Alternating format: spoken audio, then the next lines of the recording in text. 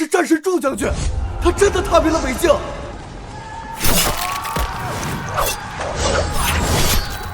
一个女人居然能号令50万大军，真是古往今来第一人。你快看，太厉害了！祝将军，征战5年，七月，娘终于能回来看你了。娘要让你成为全天下最受宠的姑娘。娘，请救我！怎么莫名感觉心慌？难道七月出事了？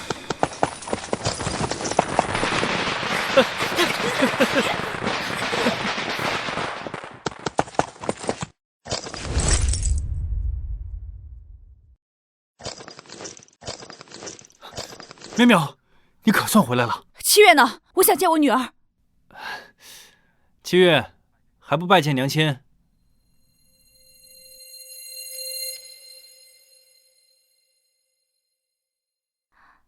女儿七月恭迎娘亲回府。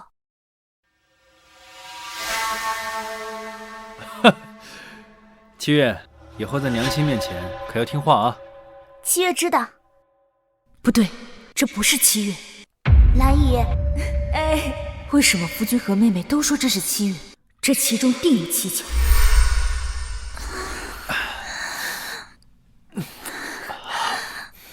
姐夫，这祝淼淼要是发现七月是咱们的女儿翠翠假冒的，她会怎么样？她可是手握50万大军呢。知道又如何？若不是靠着父辈的余荫，他也配领兵出征啊？况且，若没有朝廷增援、皇室扶持，就凭他也配打胜仗？他算个屁呀！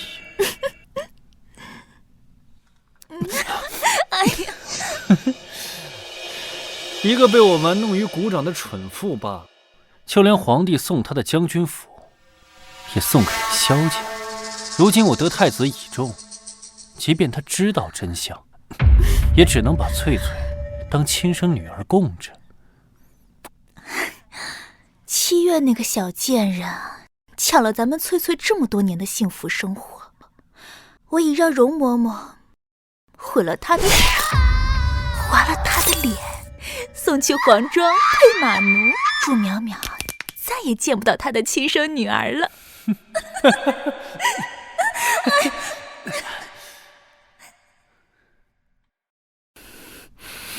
将军，我现在就去宰了他们。现在杀了他们太便宜他们了。等我自己找到七月，之后再慢慢收拾这对狗男女。走。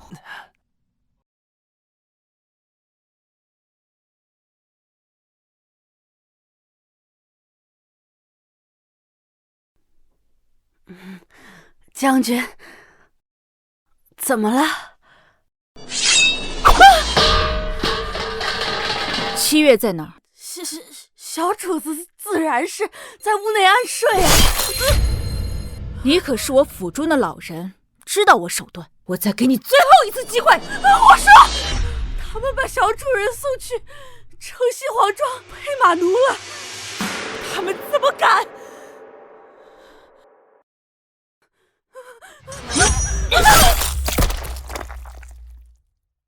将军，皇庄有上百处，咱们该……那就一处一处踏平。走。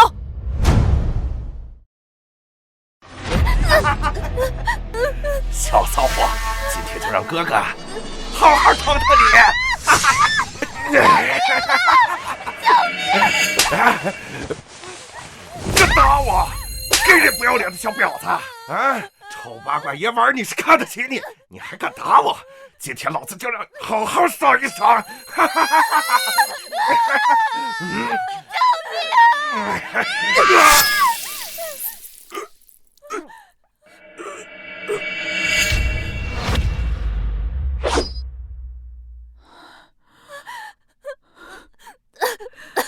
七月，娘来了。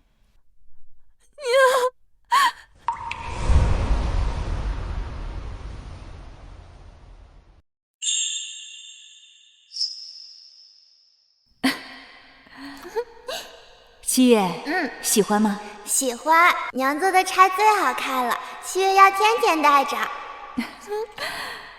七月，看，娘每年都会为你缝一件流光锦，等娘回来，就知道我的七月长成多漂亮的大姑娘了。娘，你一定要快点回来，好不好？乖，要听爹爹和兰姨娘的话，他们会替娘好好照顾你的。娘亲，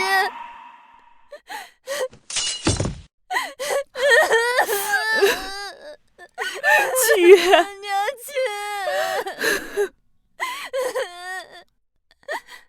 亲，娘，你刚走，爹和兰姨就领回来一个女孩，他们说那个女孩才是将军府小姐，她抢我的衣服，她抢娘你给我打的手势，我不同意，他们就打我，他们让我睡猪觉，每天给我吃馊饭，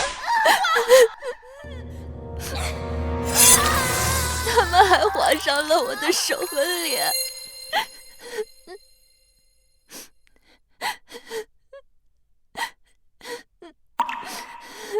是娘来晚了，娘发誓，以后一定不会再让任何人伤害你。木兰，你带他先回别院，找军医亲自为他诊治。是。将军，你去哪儿？我原以为他们会替我照顾好七月，没成想，他们对七月所做的一切，我要让他们千倍万倍的偿还。娘特意给你打了一只钗子，你看看喜不喜欢？好看，喜欢。试一下。真是漂亮，怎么样都好看。他带着我女儿的步摇，穿着我女儿的流光锦饰，我的孩子却在饱受凌辱。娘亲，娘亲，娘亲，看你给七月备下的衣服，这都什么破烂货？快把你从北疆带回来的新布料给我做衣裳嘛！姐姐疯了吗？好端端为何打孩子？这下我打你愚蠢不孝！你身为将军府的大小姐，贪图享乐，骄奢淫逸，你干什么？她可是你的亲生女儿，正因为是我的亲生女儿，我才要好好管教她。把这身衣裳给我脱了！我不！你干什么？我要告诉姐夫，你虐待七月！你去啊！她犯错就该罚，亲娘管教孩子天经地义，可她不是你亲生女儿。哦，你确定她不是我的亲生女儿？是啊，她当然是七月。那我如何管教不得？七月恶习难改，今日我就好好治一治她这个臭毛病。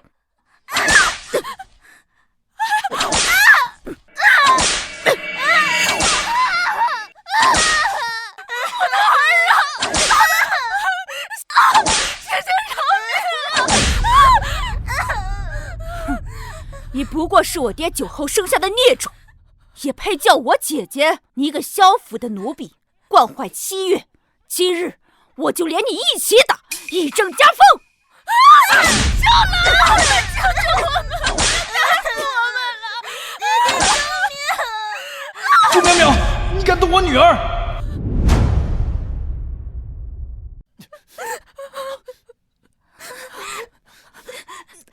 朱淼淼，你干什么？爹，他打死我和兰姨，我不要这个毒妇做娘，你快休了他！很好，总算是说了句实话。朱淼淼，你发什么疯？我女儿是你说打就打的吗？痛不痛？姐夫，你莫要为了我们顶撞姐姐。姐姐是战场上下来的，下手重刑，情有可原。兰儿没有教育好大小姐，理应受罚。可大小姐是无辜的呀。你看看兰儿多么识大体，再看看你，哪有半点为人妻为人母的样子？我警告你，这里是萧府，不是你的什么北京大营。你再敢动手打人，别怪我不念夫妻情分。萧府，这里的一砖一瓦、一兵一卒，哪一件不是用我祝淼淼的军功换来的？哼，你还好意思显摆？要不是皇上看在你爹的份上，能让你领兵出征，你前线50万大军在手，就是拴条狗也能躺赢了吧？滚走！我打下的江山，自然会传给我的亲生女儿。我管教她，那是为她好。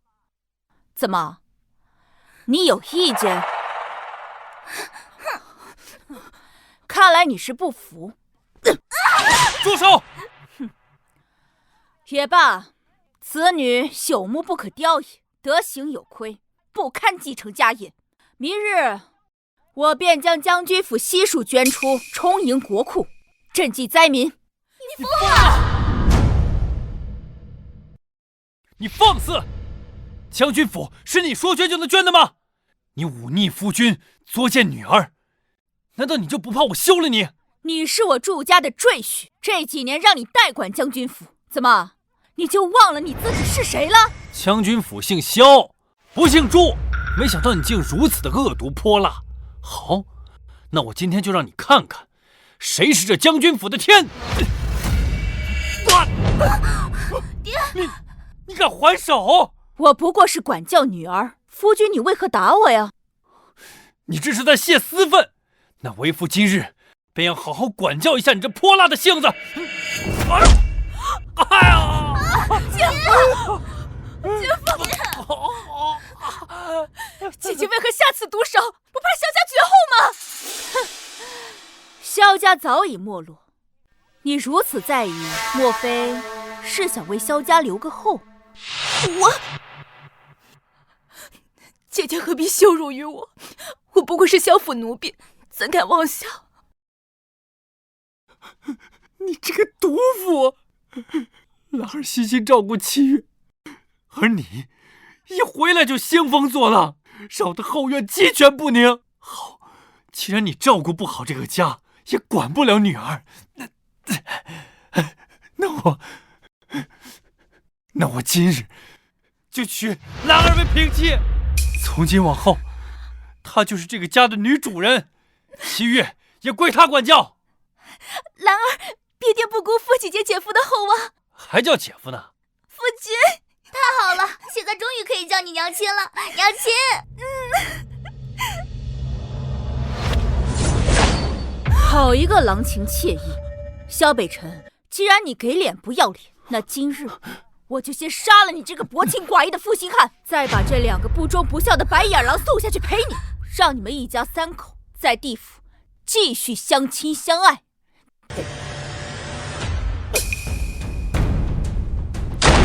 太子殿下到！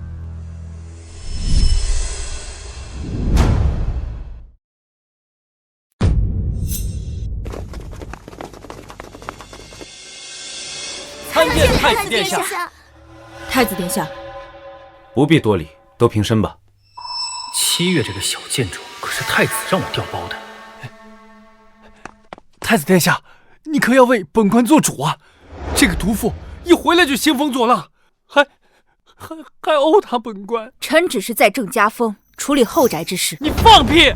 你分明就是嫉妒我宠幸兰儿，还迁怒于女儿。太子殿下，快赐他一个藐视王法的罪名，再把他进猪笼。殿下明察。萧大人，这是做什么？祝将军一介女流之辈，闹些妇人脾气很正常。你作为一家之主，该多包容他。不是，殿下，他虐待我女儿啊！祝将军归京2日，还未面圣，又要为家事操劳，着实辛苦。将军有任何委屈，姑都替你做主。微臣家事让殿下见笑了，等微臣处理完，自当进宫面圣。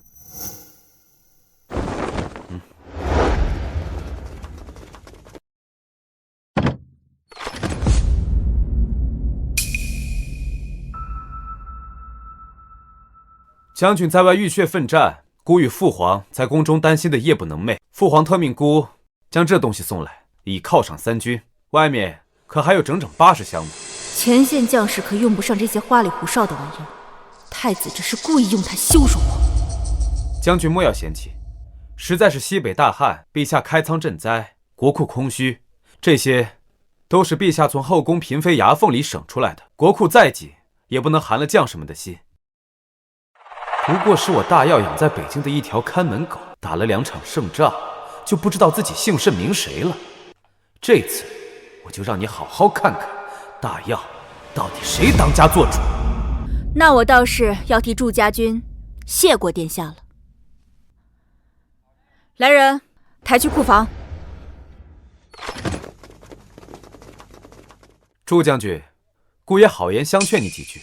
我朝以孝治天下，女子在家从夫，将军可莫要把后宅当成战场。不过是一些小事，将军看在姑的面子上，算了吧。这可不是小事，事关臣的女儿。祝将军，姑知道你委屈，可女儿这种事可不能乱说。7月不是好端端的在这里吗？她可不是臣的女儿。若我说她不是我的女儿，而是一个李代桃僵的冒牌货呢？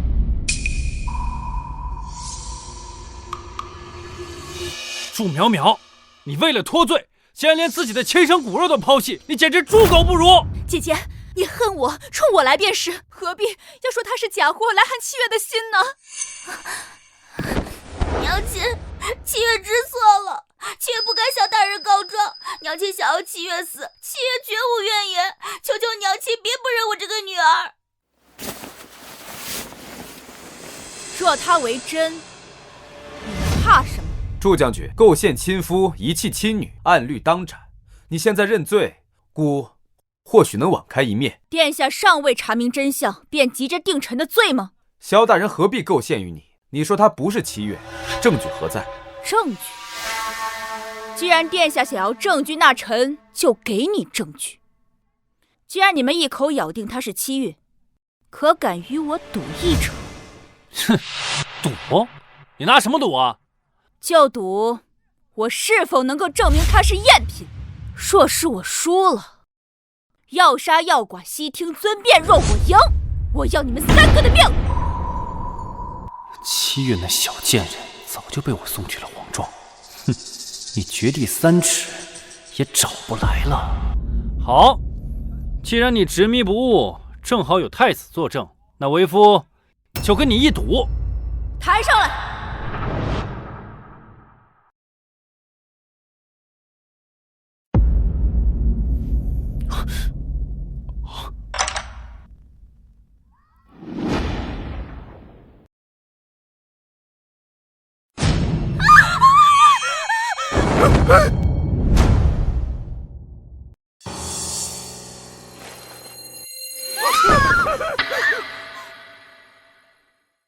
容嬷嬷竟然死了！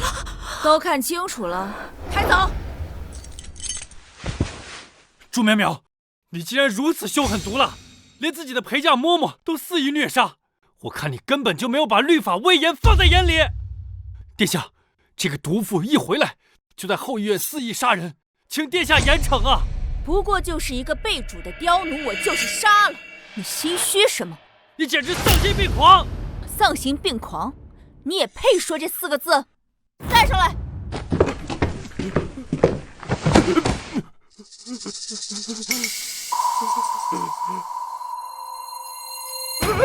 别杀我！别杀我！我什么都说，我什么都说。是他们亲手把那个叫7月的臭丫头交到我手里，说是给我的玩物可以随意发现。撒谎！太子殿下，一定是祝苗苗随意找来了一群贱民攀咬我们，就是因为萧郎今天说要抬我为妻，想趁机逼死我。太子殿下，快杀了他！太子殿下，殿下，我是西城皇庄的人，我有要盘。殿下，请你别杀！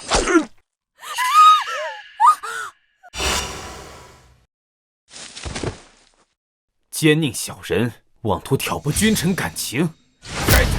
殿下这么急着杀人灭口，看来是要帮萧本臣他们撑腰了。祝苗苗，姑对你一忍再忍，你却屡次挑衅，不过是仗着自己有几分军功，就敢藐视皇权，你眼里还有没有姑？还有没有天子？我祝家3代忠烈，祝家军50万好儿郎，戍守边关60载，为大药抛头颅洒热血，才能让你萧家稳坐这江山。如今你是非不分，真是让臣寒心呢。你敢威胁姑？真以为大药离不开你祝家军吗？臣并未是邀功，只是想为臣的女儿讨回一个公道。臣10月怀胎生下的女儿怎会认不出？我的7月乖巧懂事，这个冒牌货眉宇之间尽显奸诈之相，也不知道是谁生的野种。你胡说八道！她才不是野种，她是萧府真正的千金。你急什么？莫非她是你的女儿？不是，太子殿下，你可要为民妇做主啊！分明是朱淼淼在军营与人有染，脏了身子，所以才拿7月做文章，要大闹后斩。祝淼淼，你个贱人，你压根就不配做7月的娘！今天我定要休妻。将军府还轮不到你来做主，那就请太子殿下为臣做主。够了，祝将军，孤本不想掺和你的家事，但萧大人是国之栋梁，孤的近臣，你闹成这样，成何体统？此事就此作罢。作罢！臣戎马半生，为的就是保家卫国，更是为了我的7月能安稳度日。如今有人胆大包天，在我凯旋之日偷梁换柱，使我骨肉分离。殿下竟然让我就此作罢，那我便用军中之法除去了这个冒牌货。殿下，请你救救臣的女儿，赶紧把这个毒妇给杀了！杀呀！大胆！御林军，给孤拿下这个悍妇！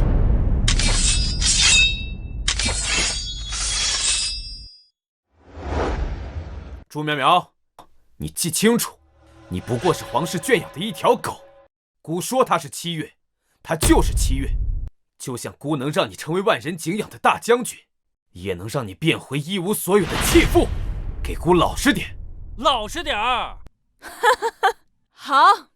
好一个皇室的一条狗！既然殿下不肯主持公道，那臣今日就自己为女儿讨回这笔血债。圣旨到。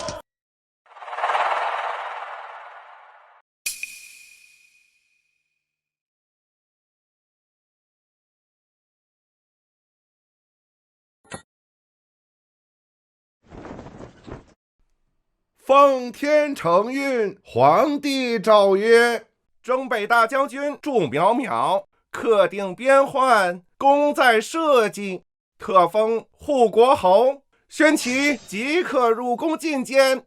钦此。护国侯接旨吧。臣领旨。既如此，那臣就进宫，请陛下圣裁。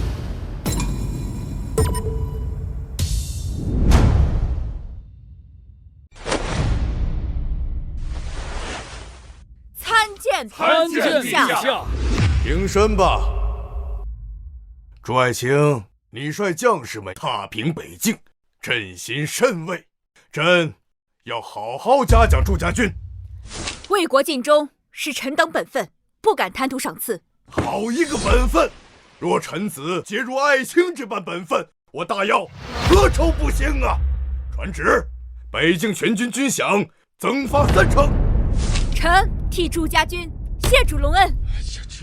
真是厉害呀！是啊，好，祝家不愧是我大要养的一条好狗，用着甚是顺手。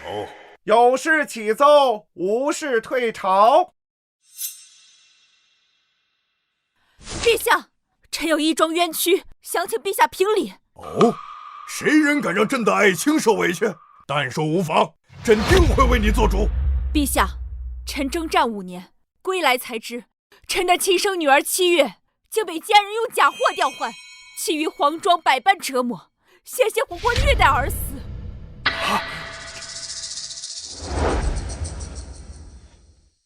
竟有此事！岂有此理！在朕的眼皮子底下行此暴虐之事，他有几个脑袋？大理寺卿曹胜，下官在。朕给你3日时间，立刻彻查此事，严惩凶手，不得姑息，且一定要保证朱爱卿嫡女的安全。下官遵旨。朱爱卿，尽管放心，朕一定严惩凶手，给你将军府一个满意的交代。臣谢过陛下，但这罪魁祸首，臣已找出，此人正是臣的夫君7月的生父，太子进士萧北辰。萧北辰。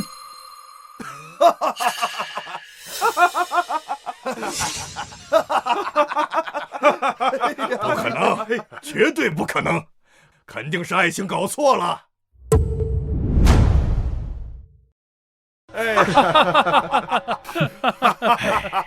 哎呀，陛下，朕还以为爱卿的骨肉真的受到了迫害，没想到爱卿在跟朕开玩笑。朕可以向你保证，萧爱卿绝不是这种人。臣没有开玩笑，萧北辰和臣的庶妹祝香兰亲手把臣的爱女送至皇庄，百般折磨，而那个假货却在臣的腹中锦衣玉食。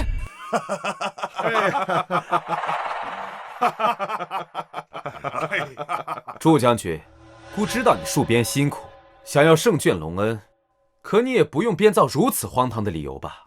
太子此话是何意？这全京城谁不知道，萧大人最宠女儿，说是女儿奴也不为过。记得有次7月感染风寒，萧大人亲自在榻前守了3天3夜，不肯合眼，最后还把自己给累倒了。不止如此，萧大人每天都要早早下朝回去陪伴女儿，舐犊情深不过如此。若是假冒的，又怎会如此宠之入骨？朱将军所说不过是一面之词，空口白牙，一番指摘，就想给朝廷重臣定罪，这岂不是儿戏？这把朝堂当成什么了？哼！翠翠是我亲生女儿，我自然宠爱。这个秘密除了太子，没人知道。所有人都只会以为我疼爱7月，看他祝淼淼能拿我怎么办？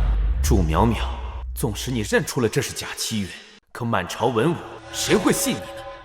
你们都认为我在说谎，陛下，你也这么认为？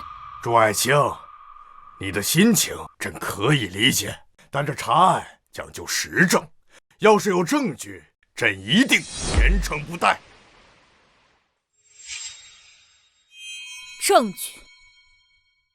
证据臣当然有。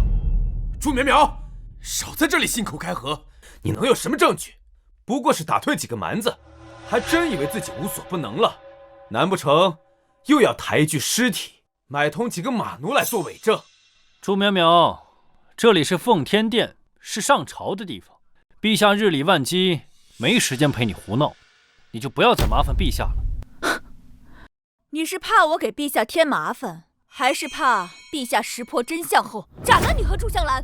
好端端你扯帘儿干什么？萧北辰，是什么态度？莫非朱爱卿所说都是真的？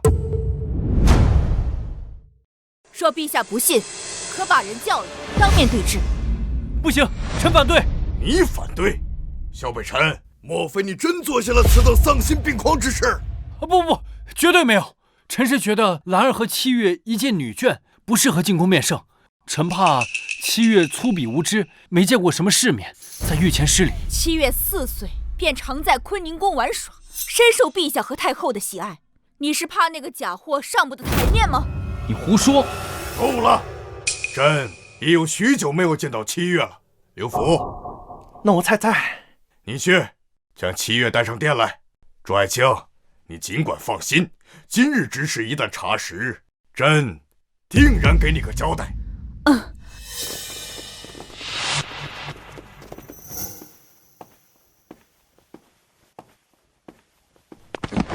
臣妇祝香兰，臣女7月参见陛下。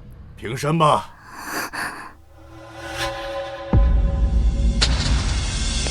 陛下，求你为臣妇做主。姐姐昨日回府之后，不分青红皂白，便对臣妇和7月一顿毒打，非说7月是冒牌货。你看这孩子脸上的伤，臣妇是7月的小姨，见不得孩子受苦啊！好孩子，抬起头来，让朕看看。怎么打成这个样子？朱爱卿，这管教孩子虽然是家事，但也得有个分寸呢。朕看这孩子眉目清秀，眉眼之间倒是有8分与萧爱卿相似。你说他不是七月，可有证据？我看他手中根本就没有证据。陛下，别再跟他浪费时间了。臣以为应立刻治他的罪。姐姐，若你实在不愿意认七月，这孩子妹妹可以代你照顾，只求你别再伤害他了。你还等什么？朱淼淼，若今日你拿不出证据，便是构陷忠良，休怪孤按朝廷法度办事，让父皇治你个藐视朝堂之罪。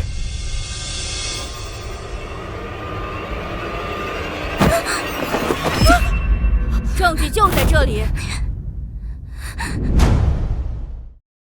证据就在这里。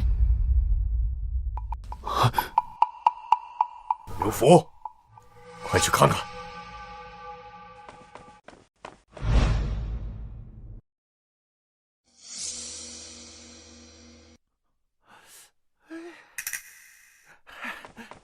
陛下，这七月小姐的手上光滑如新，什么都没有。没有？没错，就是什么都没有。这是何意？我还当他真的拿出什么我们不知道的证据，原来不过是诈我们。幸亏刚才没有被他吓得招惹。朱淼淼，七月手臂上分明完整无缺，你为了捏造证据，真是无所不用其极，连这种哗众取宠的手段都用上，真是无理取闹。娘亲，你弄疼七月了。姐姐，我知道你从小就讨厌我，长大之后更不愿意七月与我亲近。可她是个女孩子，你这样当众折辱她，以后她怎么嫁人呢？一个小姑娘胳膊好好的，有什么好看的？莫非正如太子殿下所言，朱将军是故意来胡闹的？是啊，他到底想给大家伙看什么呢？朱淼淼，陛下日理万机，时间宝贵，岂容你在这里浪费？陛下，朱淼淼欺君罔上，无视朝纲，臣建议立刻将他革职查办。各位皇上，正是因为他什么都没有，才是最大的问题。七月的手臂上有一道圆形烫伤，那伤痕布满整个手臂。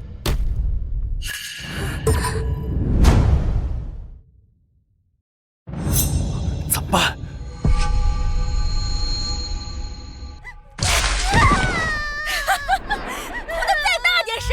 让你那短命的娘听见，没准儿会从前线回来救你呢。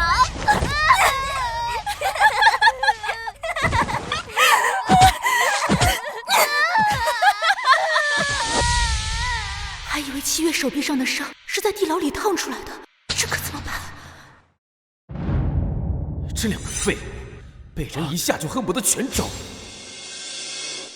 朱淼淼，伤疤可算不得证据，毕竟除了你，也没几个人知道。依我看，该不会是你为了构陷萧大人，临时编造的吧？哈，老臣的胳膊上也有一处圆形的烫伤。那照朱将军如此说，莫非老臣也是你的女儿了？哎呀，朱爱卿，这并非朕不想帮你，只是这一道伤疤确实算不得什么。朕若是偏袒了，岂不是让其他爱卿心寒了吗？这你还有没有其他证据？不然，朕只能以公处理了。行了，朱淼淼，百官也没时间陪你闹下去了。识相点，赶紧自己认罪，争取父皇对你宽大处理。本将的话还没说完，殿下便急着要给臣定罪，看来是想偏袒萧北辰了。难不成还能偏袒你这信口雌黄的骗子吗？朱淼淼，你别以为替朝廷打了几年仗，便可以藐视律法。若你今天拿不出一个合理的解释，孤便请父皇治你欺君之罪。朱淼淼，不过是一点家事，算了吧。只要你给七爷和兰儿认个错，我就原谅你。从今往后，将军府还是你的。哎呀，真是！萧北辰，你怕不是忘了，七月手臂上的伤，乃是当年打翻太后金丝香炉所致。当时太后还赐了白鹿丸给七月疗伤，此事朝中半数人知晓。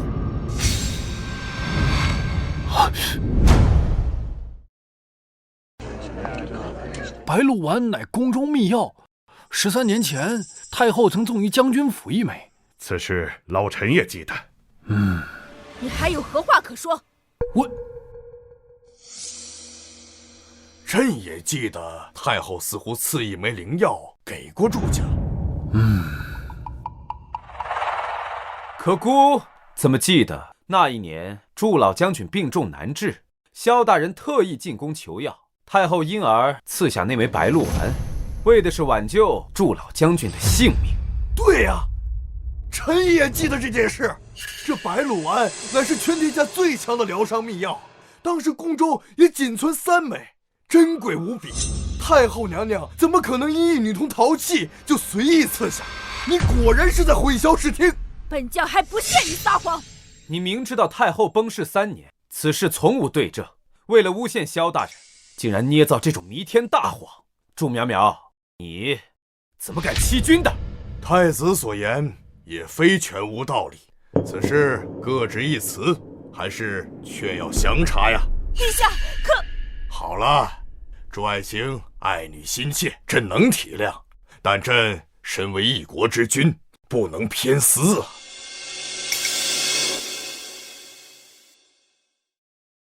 他记得，他分明记得当年7月误打误撞救了太后，才得了这赏赐，如今却故作糊涂，飞鸟尽，良弓藏，这是想借太子和萧北辰的手除掉我。愤怒吧，失控吧，在这殿上失态，甚至拔剑，只要你敢，姑就能以殿前失仪之罪，名正言顺夺了你的兵符，功高盖主之驾，岂能让你安稳于世？看来陛下今日是要偏袒萧北辰了。放肆！祝苗苗，你如此欺君忤逆，陛下没治你个蔑视律法之罪，已是天安浩荡。如今此事已经水落石出，你还有何不服？7月是我捧在手心里都怕化了的宝贝，却被这2个畜生如此的践踏。今日若讨要不到一个公道，我便自己讨回这个公道。什么？这怎么能这么说呢？可是在面前呀！祝苗苗，你要做什么？把剑给朕放下！祝苗苗，你要造反吗？难道你想把将军府所有人都害死呀？父皇，儿臣倒有个简单法子，可以让祝将军心服口服。什么法子？滴血认亲。这倒是个好主意。是不是亲生女儿，只要血相容即可。既然今天人都在这里，那便按太子的办法来吧。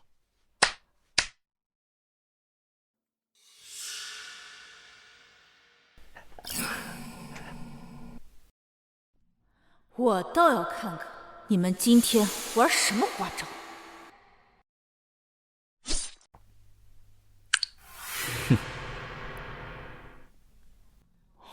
虽说翠翠也是他侄女，但保险起见，太子已在水中下了秘药，今天任谁的血滴进去都会相容。祝苗苗休想翻身。待2人血水相融，祝淼淼这个贱人，就算再不情愿，也得认下翠翠这个嫡女。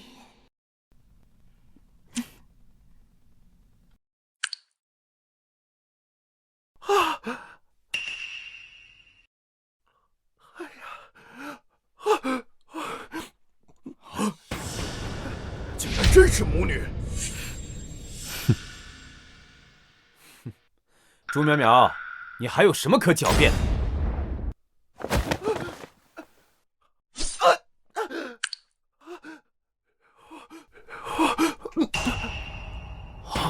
这怎么回事？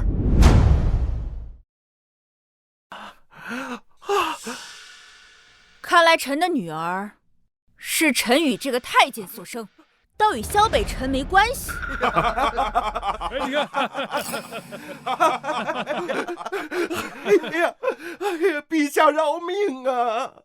奴才今年方才19岁，万万生不出这么大的女儿啊！可公公的血与本将的女儿相容，不仅如此，与本将的血也相容。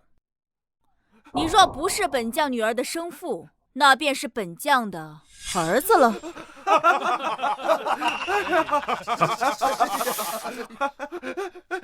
陛下，奴才出生就在皇宫，从未立功，万万可不敢攀附上将军啊！下去吧。太子真是沉不住气，如此明目张胆行事，不是将这把柄往别人手里送吗？陛下，滴血认亲，自古以来都不准，此事做不得数，做不得数的。唉，如此一来，此事又要扑朔迷离了呀！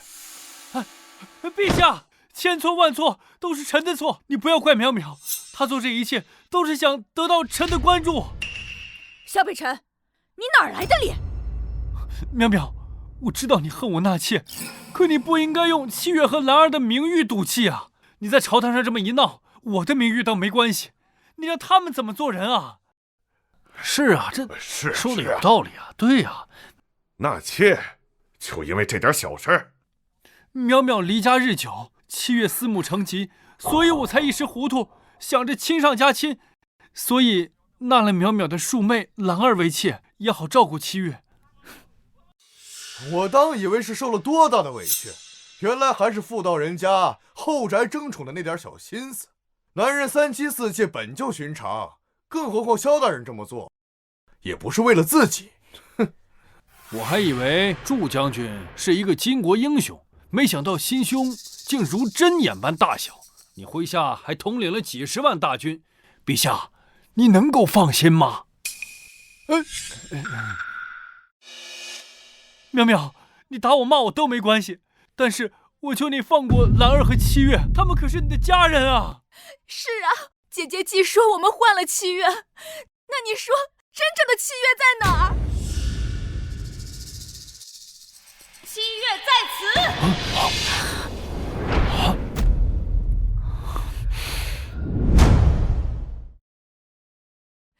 姐姐，我知道你从小就不喜欢我，你怕我抢你的东西，处处针对我。可我也是将门之女，朱老将军也是我的爹，要怪亲侄女的事情，我做不出来的。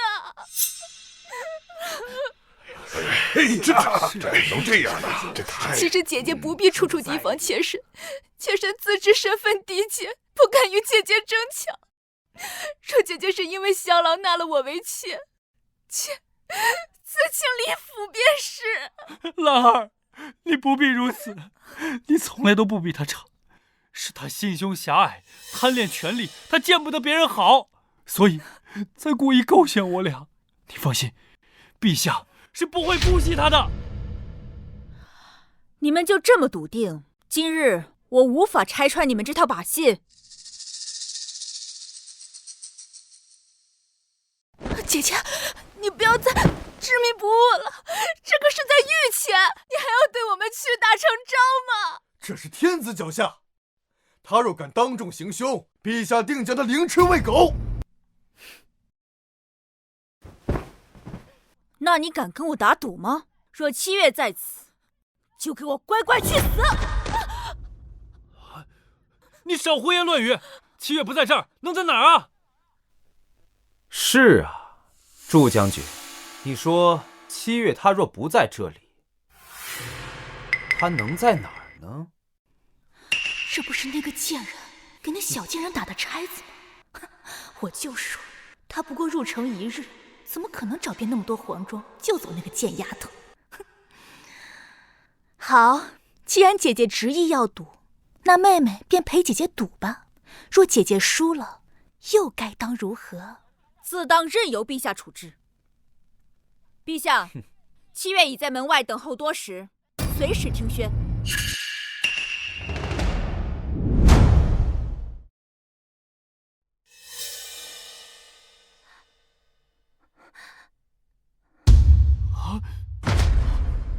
啊，这是……哎呦！臣女萧七月参见陛下。这不可能！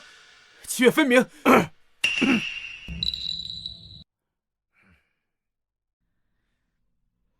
诸位可看清楚，这位才是我的女儿七月。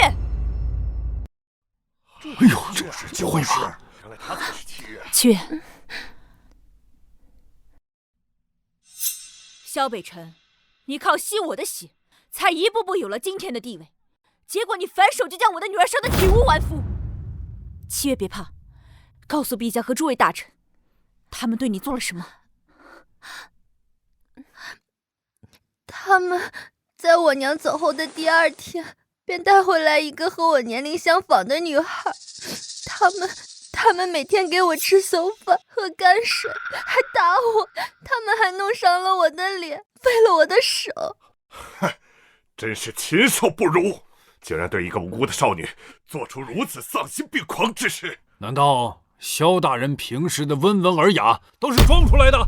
你放屁！你，陛下明察，臣冤枉啊！他压根就不是七月，是这个不知道从哪儿找来的小乞丐，故意扮惨，想陷害微臣。是他功高盖主，凯旋归来，视我为眼中钉，找个由头想杀夫立威啊！陛下，这一巴掌打你忘恩负义！哎呦，这怎么能拔刀呢？今日我要让你把加诸在七月身上的痛苦，一桩桩一件件全都还回来！苏淼淼，你敢在这奉天殿上动私刑，是想造反吗？父皇念你功高，与你假装佩剑入殿，可不是让你来行凶的。臣替女报仇，何罪之有？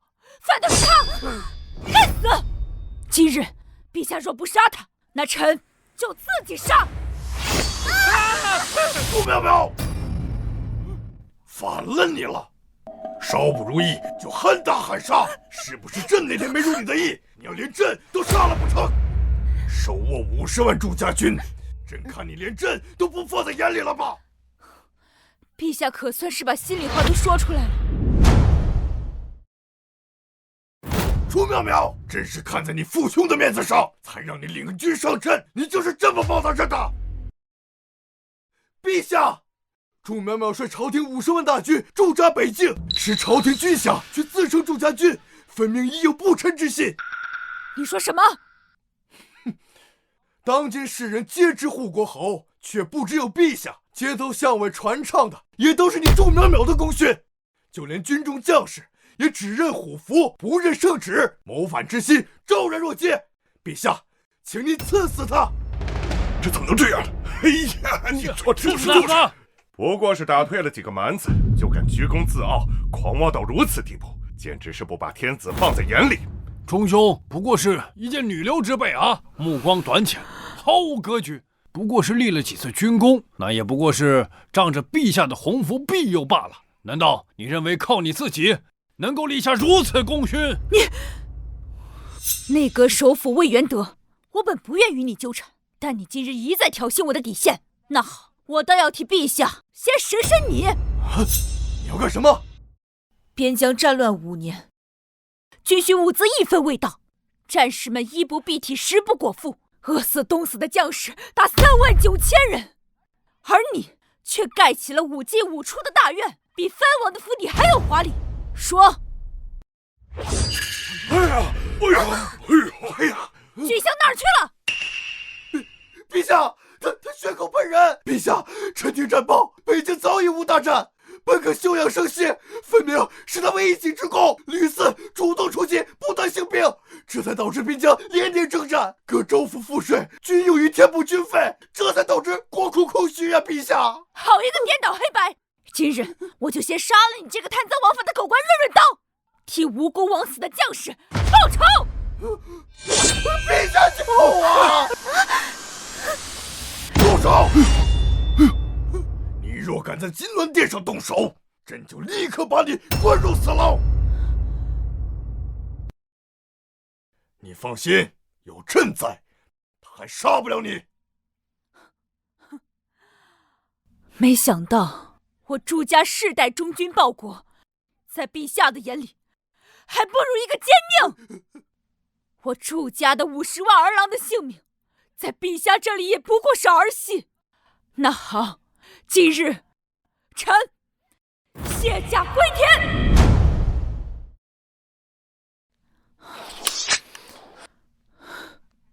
站住！你走可以，把虎符留下。你想要我的朱家军？哼，你既决定卸甲归田，留着虎符，莫非是想拥兵自重，推翻朝廷？50万祝家军是朝廷的兵马，可不是你一人的私产。这就是我祝家军守护了60年的朝廷。哼！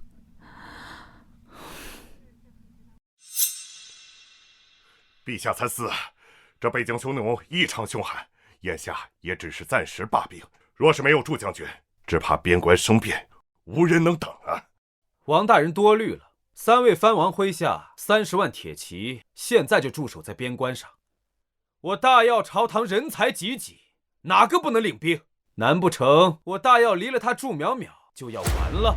可这50万祝家军只听护国侯一人调遣呢。50万大军是朝廷的兵马，自然要听从朝廷的调遣。只要有虎符在手，便可调动。若边关吃紧，孤愿领兵出征，满朝文武也定会为陛下肝脑涂地。臣愿为陛下分忧。哼！把兵符交出来，孤今日可对你网开一面。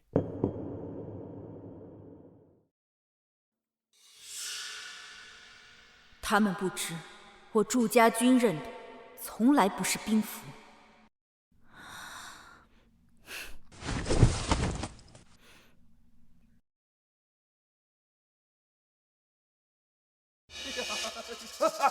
哎呀！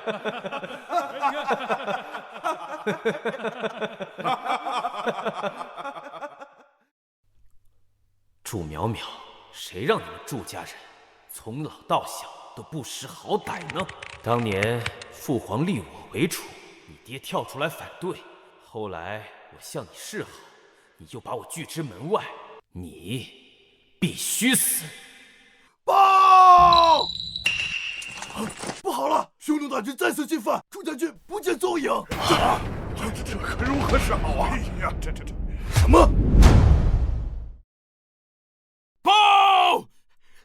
陛下，前线藩王遣使来报，50万祝家军已经南下，目标直指京城。什么？大军不是被我都派往西北赈灾了吗？这怎么回事？这可如何是好啊！是啊，你说这蠢材！明知他手上有50万大军，你还敢帮他女儿？不知道什么叫狗急跳墙吗？他定然已经是识破你的计谋了。父皇教训的是，可大要是我们父子的天下，怎能容一个女人得了民意？哼！幸好儿臣还有后手。哦，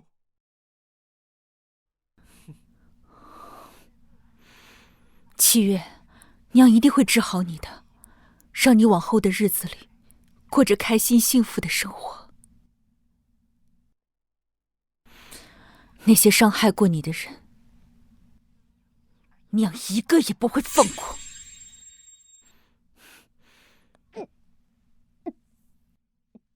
将军，你怎么了？将军，你怎么了？将军，传大夫！将军，你怎么样？将军，将军，您中毒了。何毒？将军，此药名为3日断魂散，乃皇宫秘药，无色无味，3日内必定暴毙。而且属下无能，此毒无解。宫中，儿臣在那滴血认亲的匕首上下了3日断魂散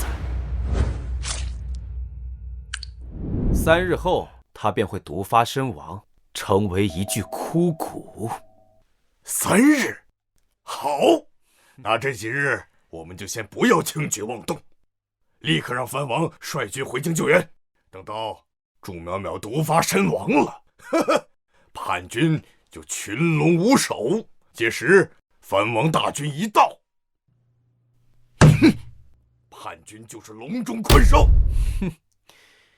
他祝淼淼不过是一条看门狗，现在这条狗想要主人，就该宰了吃肉。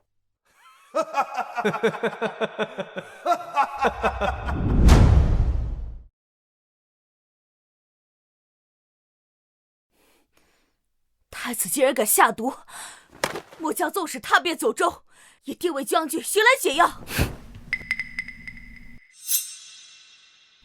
他们想要我的命，夺我的权，这些我都可以忍，但他们竟然敢践踏我的女儿，那我就用这3日血洗将军府，踏碎皇城高墙，为我的女儿杀出一个未来。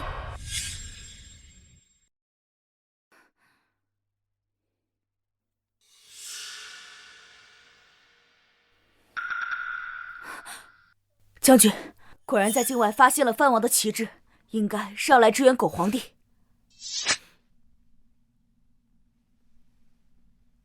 哼，就凭这些虾兵蟹将三脚猫的功夫，还想拦住我祝家军？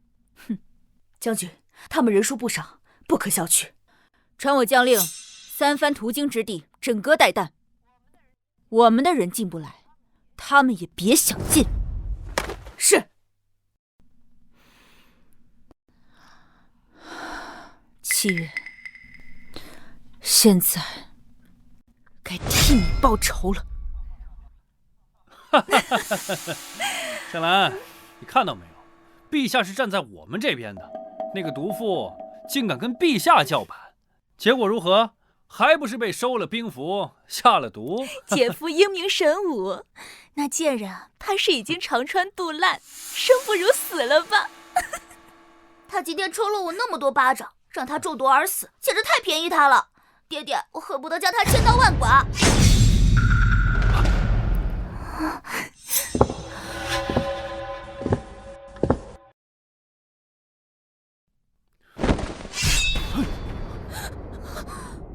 你们以为我死了，你们就能坐享其成、高枕无忧了？哼！我祝淼淼就算还只剩下一口气，也会拉你们这群畜生去当垫背的。祝淼淼，你要造反吗？你要敢杀我，太子殿下和陛下是不会放过你的。我祝淼淼守护的是大药河山黎民百姓，不是这种昏聩无能的狗皇帝。皇帝不杀你，可我不会放过你。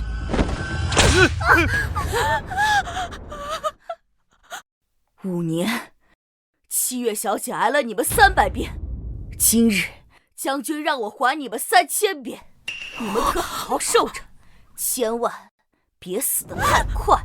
什么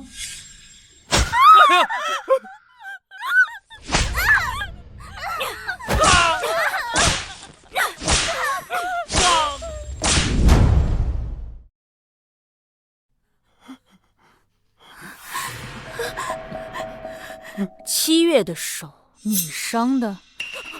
不是我，不是我，不是我。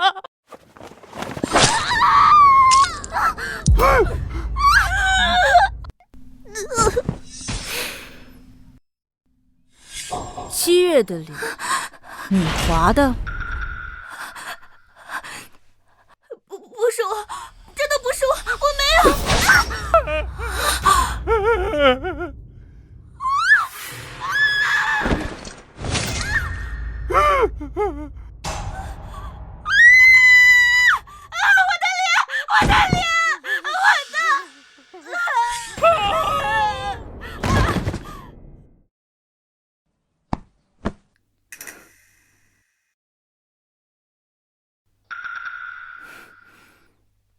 将军，萧北辰，他吓死了。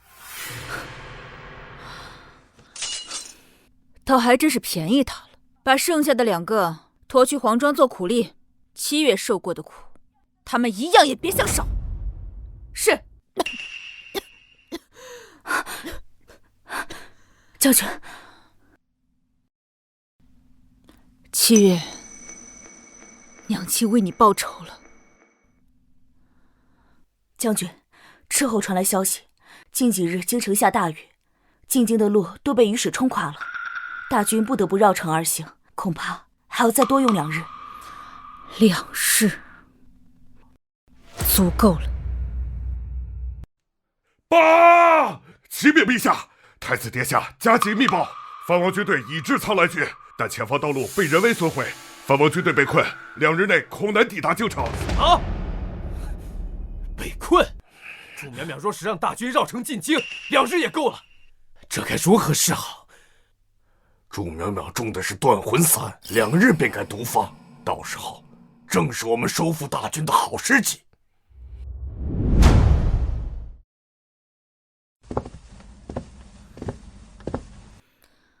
娘亲，七月已经知道了，娘中毒了，马上就要离开我了。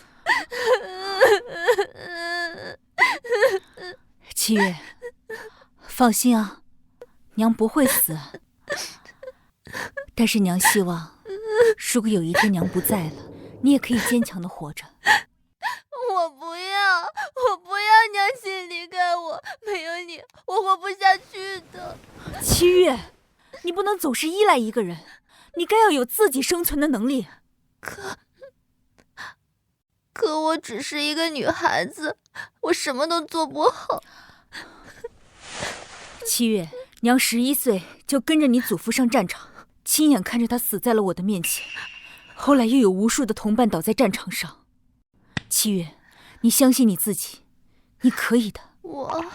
你从小就练习铁砂掌，四书五经倒背如流，你绝对不比这世间任何一个男子差。只是这5年，你被他们打压的让你忘记了曾经的自己。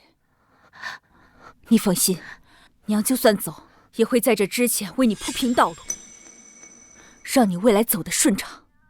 娘，好了好了，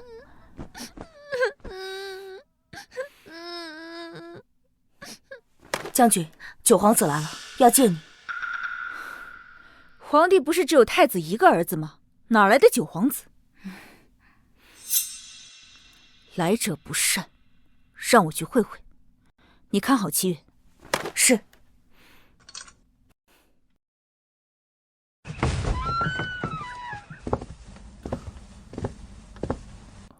祝将军英姿不减当年啊。哦，九皇子见过我？有幸见过您的风采。哼，见过我风采的都是敌寇。九皇子何时见过？祝将军的毒还有2日便会发作，届时若无解药，神仙难救。藩王的部队比你的祝家军早一步进京，这步步都是死局。祝将军，这反你怎么造得赢？你到底是谁？今日来此，就是来威胁本将的吗？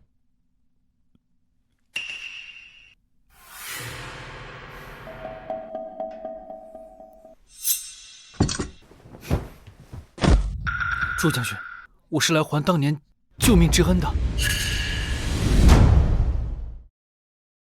我的生母只是皇后的洗脚婢，因为父皇酒后一夜风流才有了我，但是这也得罪了皇后，把我和母亲关进了冷宫，从未吃饱穿暖过。外人更是不知道有我这个九皇子。唉，皇后早年极度诚信，皇帝荒淫无度，我也略有耳闻。5岁那年，我娘大病，奄奄一息，我跑出冷宫，想找一个御医给她看病，却没想到冲撞了太子的生辰宴，为此太子拔了我的指甲，还要把我喂他豢养的猎狗。你是当年我救下的那个男童？快请起！他们都以为我死了，这些年我在宫中如鬼魅一般活着，直到最近，我听到了祝将军您的遭遇，我就知道，是我报恩的时候到了。唉，人之善恶，不论氏族，没想到狗皇帝这样的人，竟能生出你这样一个宅心仁厚的孩子。祝将军，这是入京密道地图，若是大军从此密道行进，那将会快藩王一步。还有断魂散的解药，还差一味，今日我定能给他搜寻到，帮助将军解毒。这大药如在将军手中，是国之万幸，百姓之福。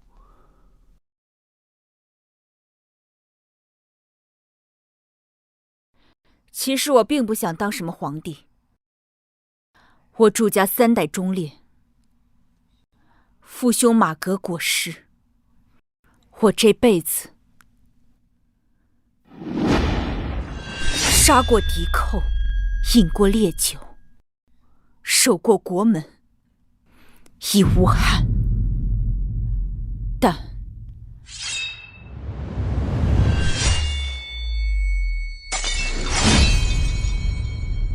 他们敢欺辱我女儿，绝不能忍。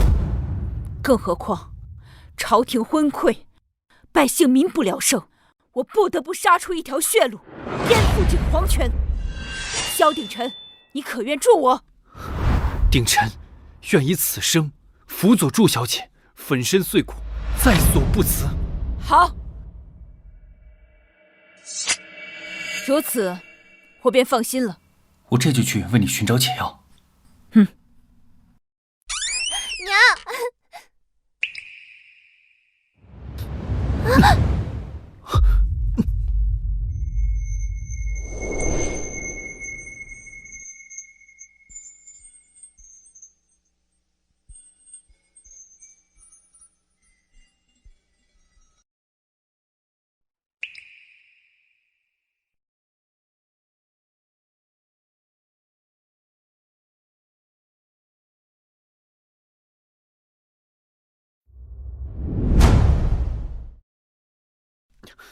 鼎臣拜见祝家小姐。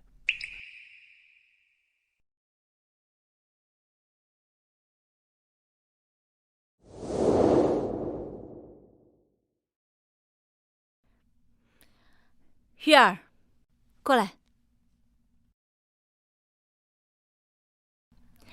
怎么，喜欢他？娘，女儿没有。将军，他毕竟是皇帝的种。启禀将军，我祝家军已经绕城，但是遇到艰难险阻，行军缓慢。藩王大军已经从4个城门进入，不出半日就能攻入城下，我们被围困了。下去吧。是。这个狗皇帝倒还真是下了一局好棋，看来是想等我毒发之时，藩王大军围剿我留在京中的5000骑兵，然后彻底吞并我祝家军。将军，不如我们先逃出城外，与大军会合，留得青山在，不怕没柴烧。逃？本将军的字典里就没有逃这个字。如今我步步死棋，只能放手一搏。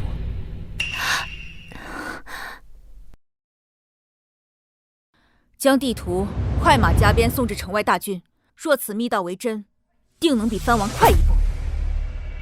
当初抵抗蛮夷之时，败将无一营城，是他们求我领兵，现在又觉得我功高盖主，欺辱我女儿，又给我下毒，就是为了收回我的兵权。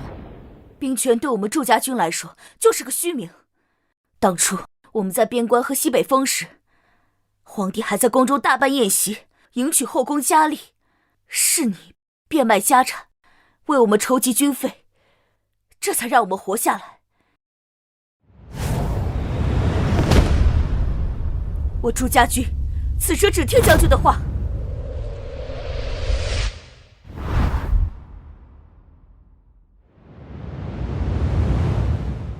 好，集合整顿5000骑兵，明日随我杀入皇宫。是，将军。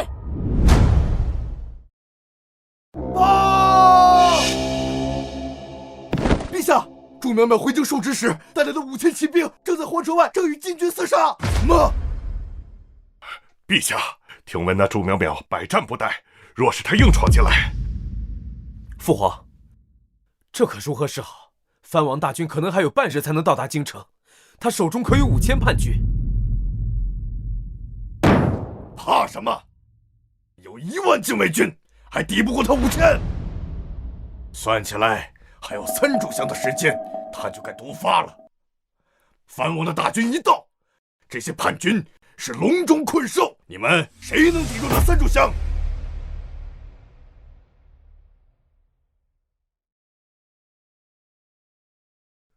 末将秦晖愿请出战。区区一个祝淼淼，一介女流，不足为惧。末将定将她擒来，将其枭首献于陛下座前。好，朕现在就册封你为护国大将军，统领禁卫军迎战祝淼淼。谢陛下，末将遵旨。所有禁军，听我号令！太子狗贼，可敢出来迎战？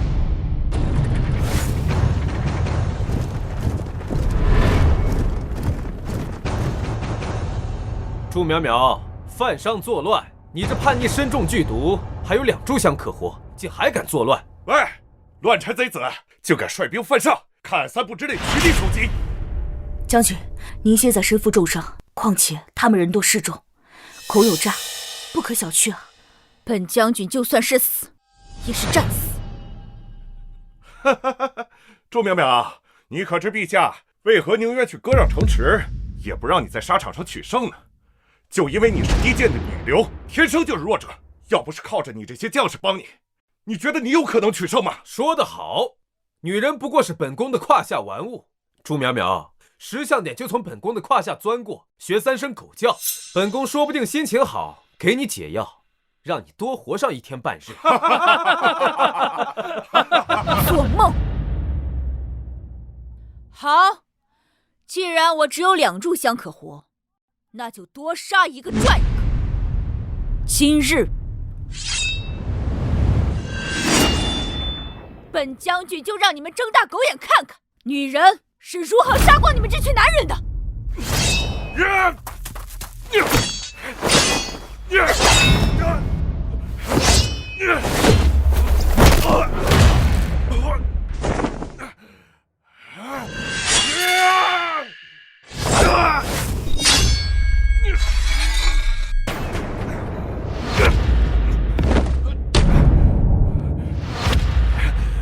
废物，站起来再拖一会儿，他停不了多久。藩王大军马上就到。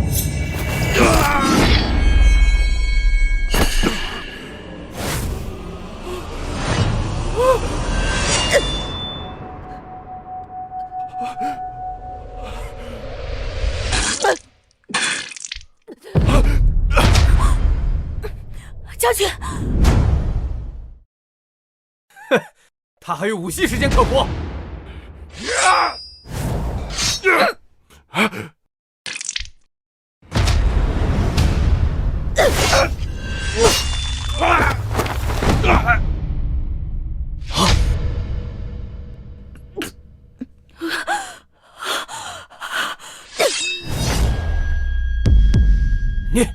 你不能杀我！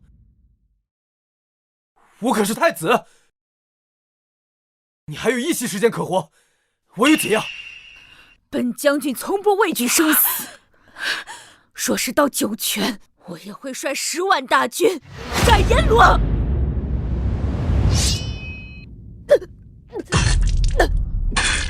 将军，终于拖到他毒发了。这次大罗神仙来了也救不了你。藩王大军一到，就把你们这帮反叛贼全部割肉喂狗，让你个贱种被1000人骑万人睡！杀了他！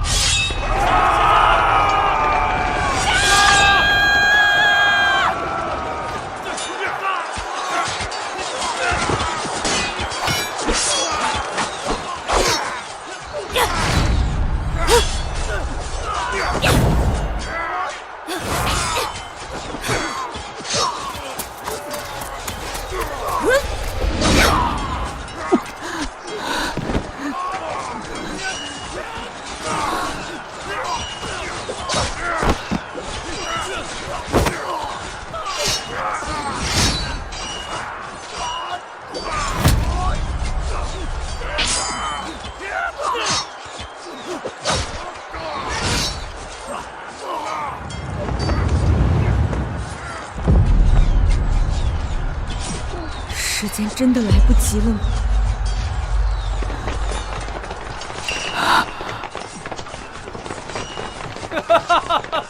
藩王大军到了，今日你们都得死！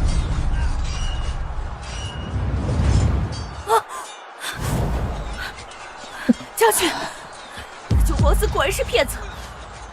看我将士比诸计！是朱家军来了。什么？将军，将军！终于赶上了，帮我照顾七月。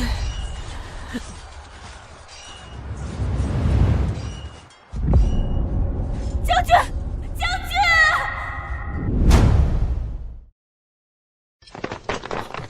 将军，将军，三炷香早过了，这女人还不死，莫非功力深厚？不可能！朱家军怎么会到得如此之快？我朱家军自有法子，逢山开路，遇水搭桥。哼，一派胡言！朱家军昼夜兼程，也该明日到达。真当本太子蠢钝如猪？就这几个小兵，我们是先遣军，大部队在后头呢。不可能！城内都是暗桩，从未听到线报。哼，愚不可及！就你这狗脑子，也能当太子？哼！你们真以为本太子是被吓大的？这就是几个小兵罢了，装神弄鬼。藩王大军即刻就到，禁军听令，给本太子拿下这些叛贼！祝淼淼欺君叛国，放下武器者，本宫可以赏他一个全尸。殿下又何必急着都杀了？这几个娘们儿啊，舞刀弄枪的，倒也是细皮嫩肉，不如将他们拿下之后，先让兄弟们爽快爽快。好，本宫准了。男的就地正法，女的剥光了送入教坊司，犒赏三军。找死！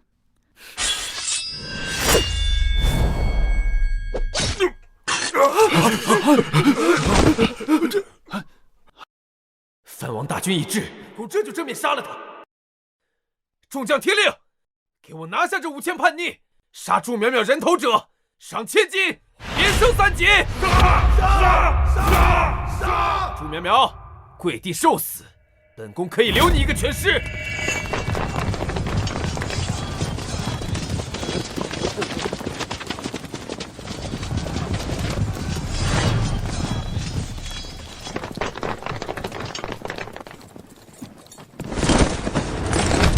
朱家军参见朱将军。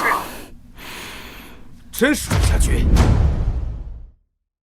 兄弟们辛苦了，起来！不可能，都是假的！报！殿下，朱家军50万人如同鬼魅，突然从城内杀出，藩王的大军如今正在城外死战。什么？不是说藩王大军已经守住城门，万无一失了吗？本宫要你们何用？杀！护驾！放箭，给本宫把入城吊桥射下来，不要让他们攻入城门。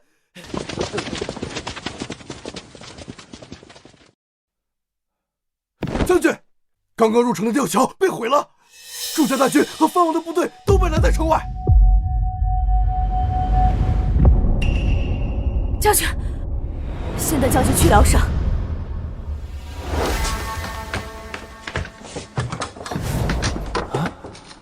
断魂散的解药秘方应该在御书房中，到底在哪儿呢？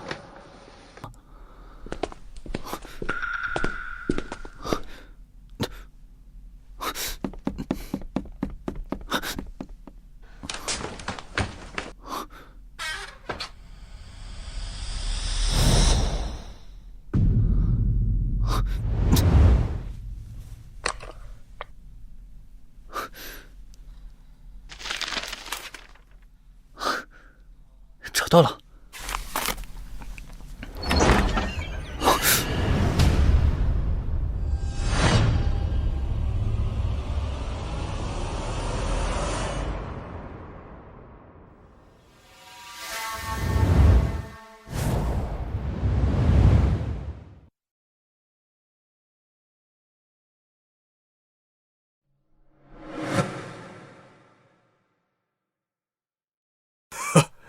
3炷香已过，那祝苗苗估计已经毒发了。估计太子殿下已经拿到了虎符，现在只等藩王大军兵临皇城，那5000叛军必定插翅难逃。藩王军队是否已诛灭叛逆了？藩王军队被朱家军拦在城外，正在死战。什么？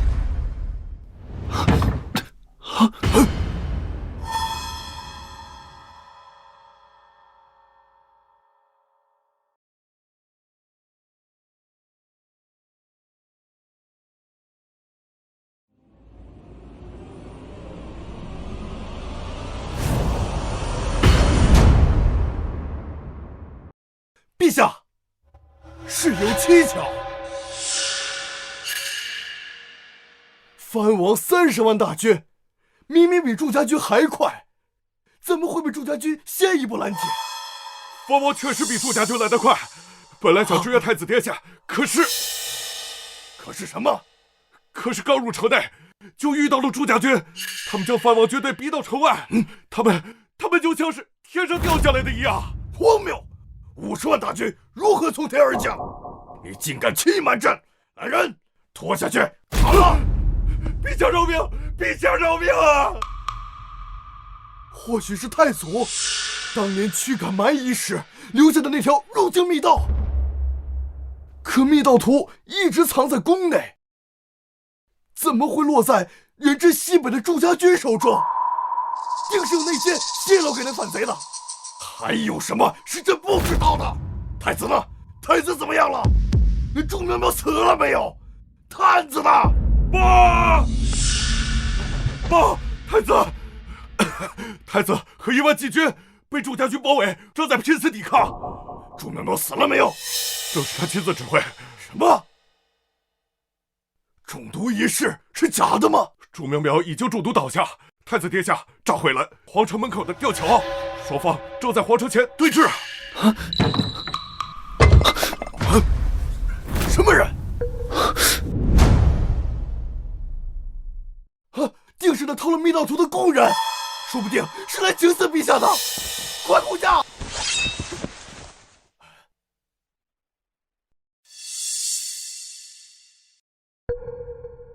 快点儿！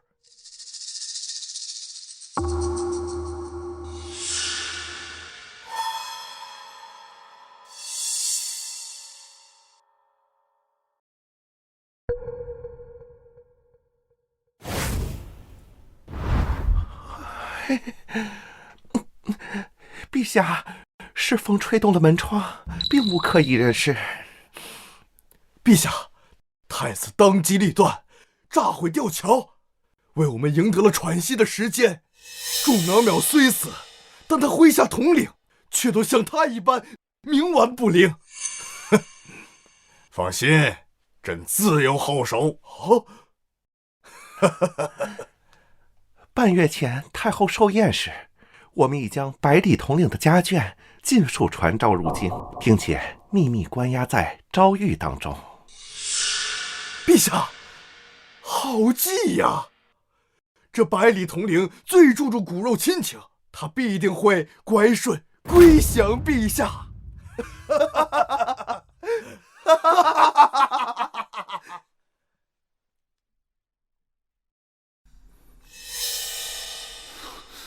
恩人竟已死去，我还是晚了一步。父皇还想以无辜妇孺的命要挟祝家军将领，我一定不能让他们再得逞了。娘，你别死！你还没有吃过七月亲手给你做的桂花糕呢，娘！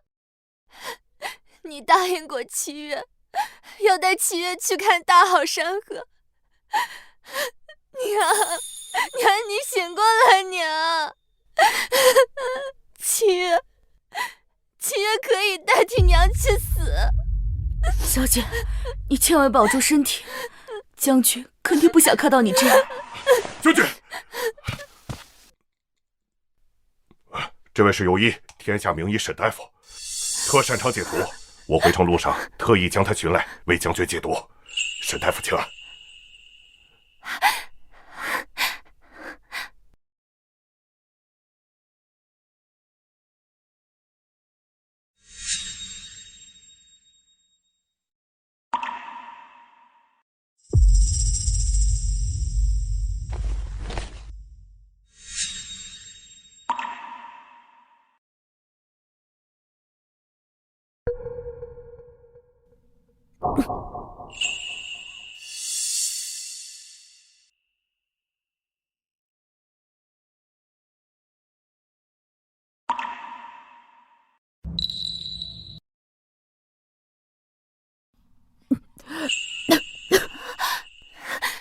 娘，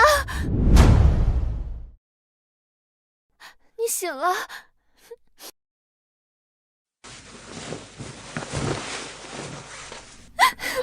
娘，七月还以为，幸好是神医把娘给救回来了。傻孩子，多谢神医。将军不必急于言谢，此毒并未彻底解开。什么？在下只是用凤血丸暂时吊住了将军的性命，但撑不了多久。断魂散这毒，我实在是无能为力呀。什么？先帝当年遭奸臣小人下毒，你都能化解，将军这毒你为何解不开呀？将军若死，你也活不长。田叔，休得无礼。将军这毒是被加了一味阴毒的药引，乱了药性。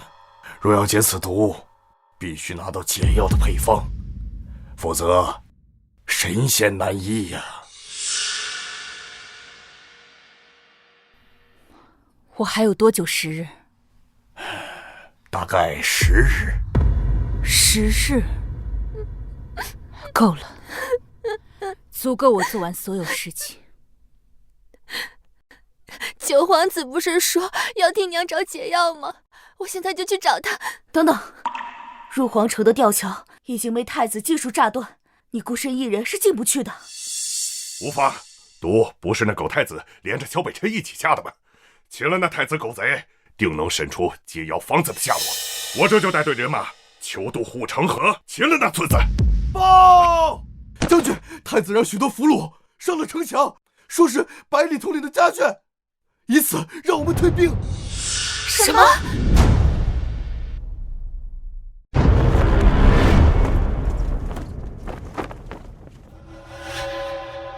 祝家军立刻退兵30里，否则今日就是他们的死期。夫人，娘，陈银锁收女儿，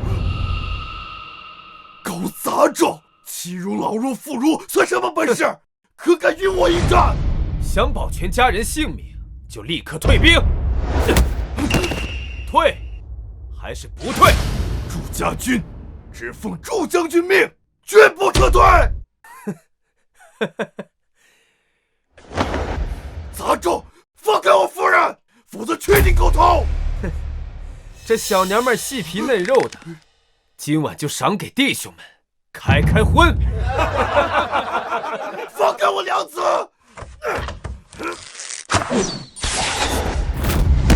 娘子，退兵，否则本宫砍了他们手脚，丢进护城河。百里，不如就从你这美娇娘身上开始，如何？对不住，娘子，待我杀尽狗贼，再去黄泉路寻你。那贱人到底给你们灌了什么迷魂汤？他都已经化成脓水了，你们居然还替他卖命！不要！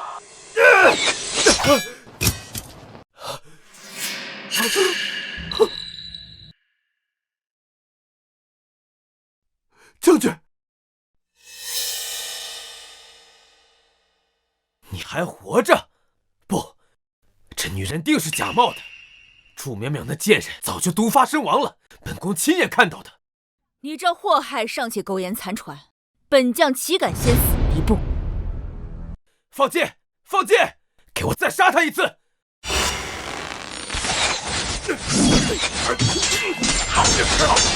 再射！给我射死他！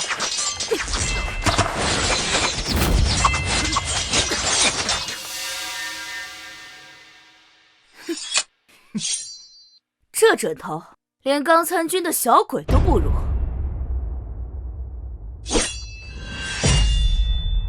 百里，你的妻儿你不在意，那你娘呢？把祝淼淼这贱人的脑袋砍下来丢进护城河，本宫就放了你娘，如何？做梦！祝家军永不背叛祝将军。娘，砍还是不砍？对不住了，娘。此人身长5尺3寸，腰粗棒圆，虽与百里的母亲身形相近，但毕竟高他1寸，而且没有胎记，不对，身形有异，衣服不合身，有人暗中用死囚将人质调包了。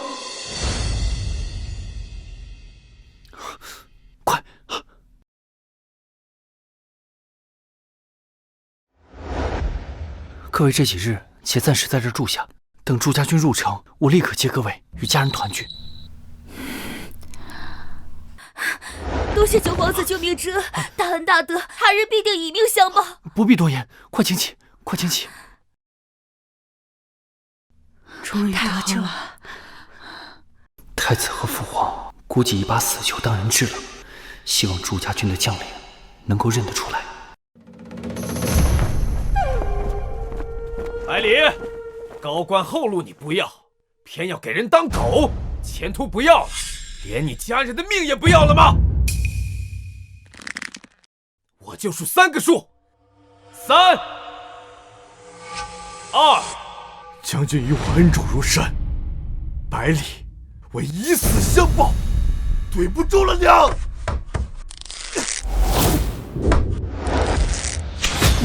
将军。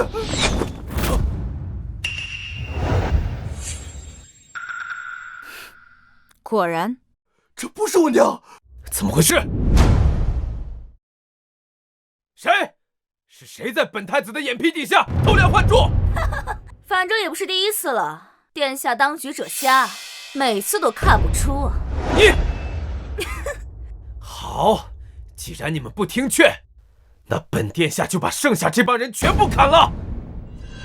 这不是我夫人，我夫人早年受过腰伤，脊背是弯的。这也不是我女儿，我女儿比她高半个头呢。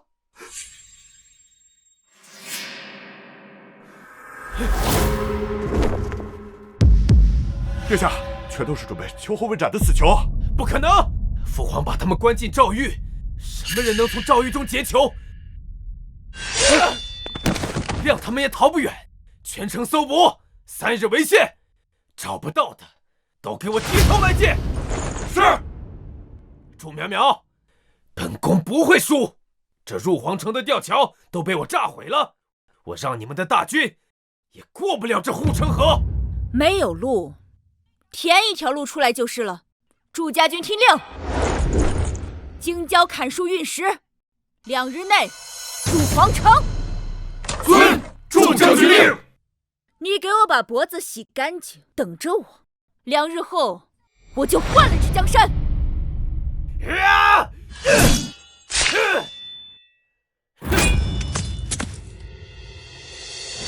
太子殿下说，这2日要严加巡查，严防人犯逃走。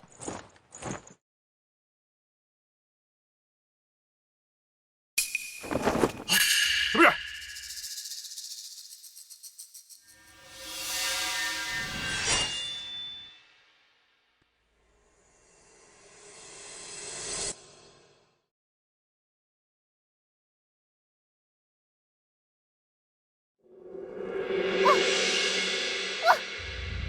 原来是条狗啊！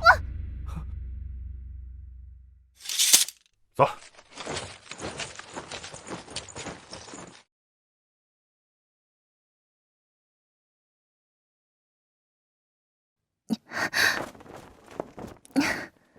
好当年他们欺辱我时，比我怕的狗洞还在这里，我可以从此进入皇城。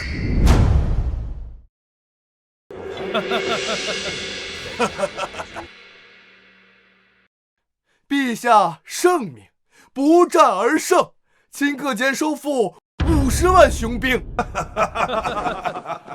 陛下圣明，天佑大药。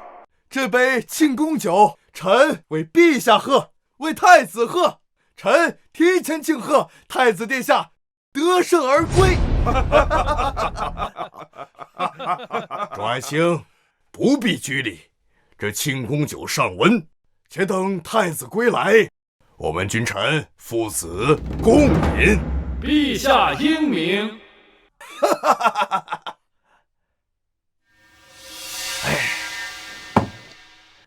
朱苗苗轻启战端，陷民于水火，朕为天下百姓痛心呐！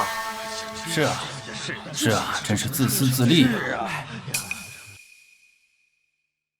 陛下，当真是爱民如子啊！臣替这全天下的百姓叩谢皇恩。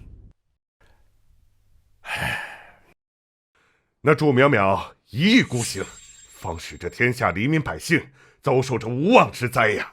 臣早就说过，兵权不可放于女流之辈，妇道人家就应该老实待在家里。那祝苗苗功高盖主，幸得太子殿下以妙计令那反贼伏诛，臣对太子殿下的才智无比钦佩。是啊，是啊，是啊。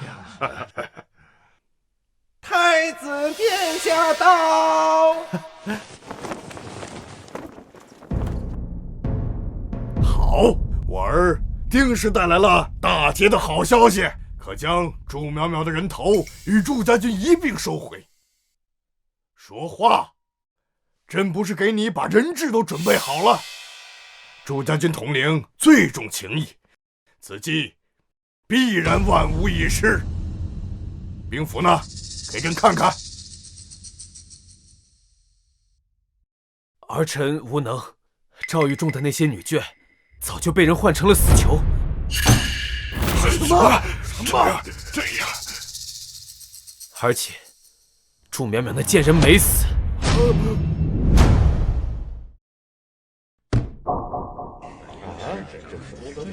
这怎么可能？莫非他有神仙庇佑？定是有人谎报军情，给朕干毙了他！不，儿臣亲眼见到他已毒发身亡。可谁知一日后，他竟现身阵前，还识破了假人质。儿臣这才知道，人质被调了包。赵玉手背森严，朝中必有内应，必须揪出此贼！去给朕查！敢在朕的眼皮子底下装神弄鬼，朕要剥了他的皮！你不是说那毒无解吗？若没有解毒方子，他必死无疑。朕记得方子藏在了御书房。御书房？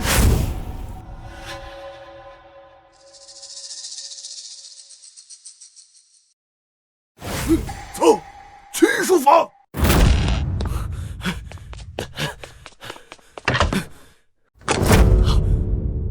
方子竟然真的被偷了！哎呀！你不是说没有人来过吗？陛下饶命啊！报！陛下，查到混进赵玉换走人犯的人了。是九皇子。什么？竟然是他！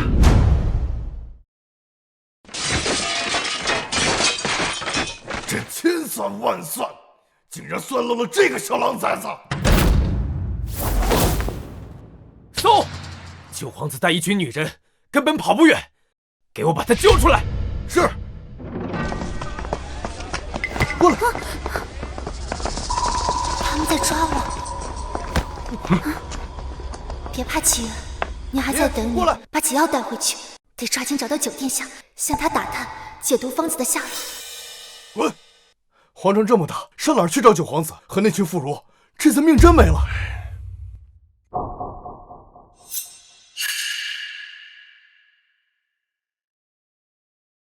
你转过来，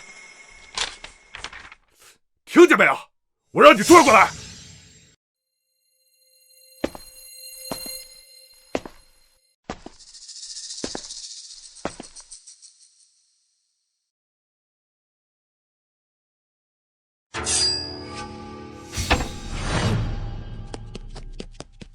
这边，不用追了。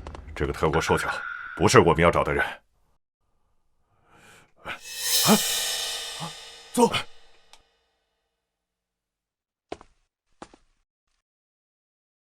楚家军那些女眷藏身之处隐秘，一时半会儿不会被发现。我得出城找到七月。娘，你一定要撑住，等七月找药回来。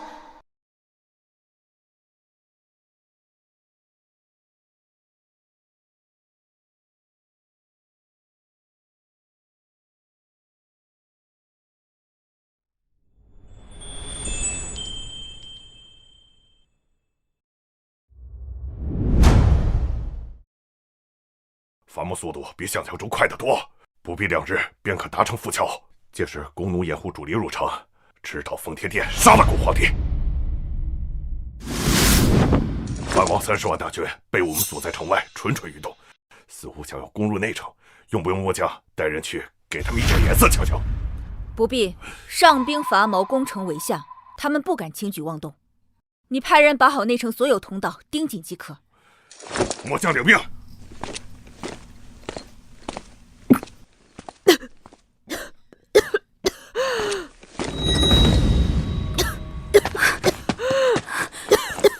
将军，你怎么样？史大夫，快看看！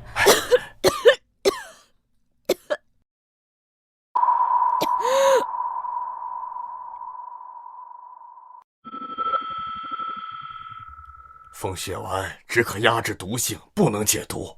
情绪激动或动怒都会加速毒发，减弱风血丸的药效。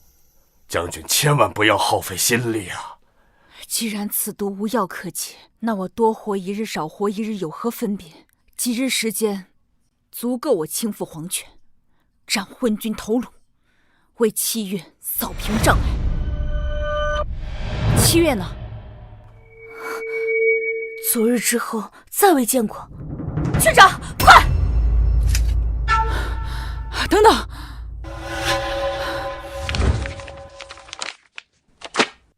小姐独自一人入皇城了。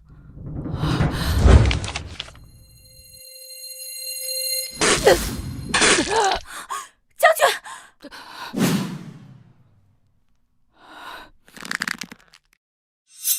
传令去贪官的庄子里拆卸门板木柱，加速搭建浮桥入城。今日我便杀入皇宫，斩了那狗皇帝。是。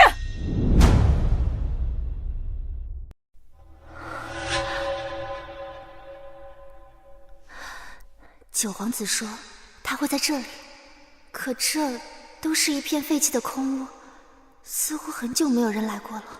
今天第3天也要把那几个俘虏找到。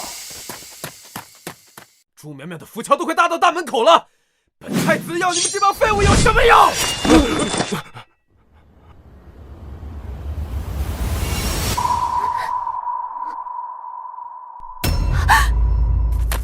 追！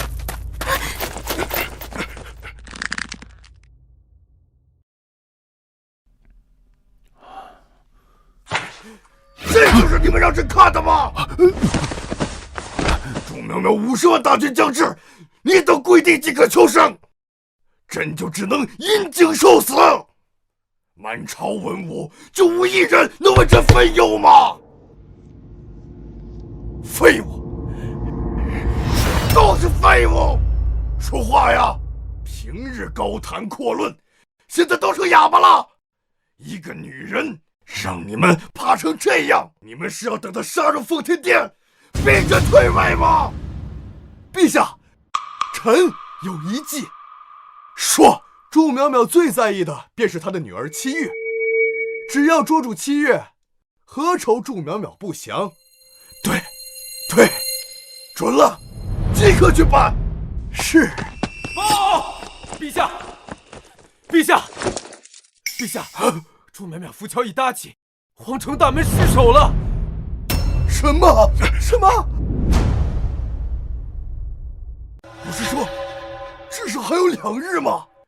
单于骑兵昼夜兼程，也得1日1夜。这拿什么拖住他？回陛下，太子在城中发现了萧七月的痕迹。萧七月，祝淼淼的女儿，抓住了吗？启禀陛下，正在追捕。他在黄庄做苦力，不出皇城，相信很快就能抓到。加派人手，务必将这小孽种捏在手中，这才是祝淼淼的软肋。是。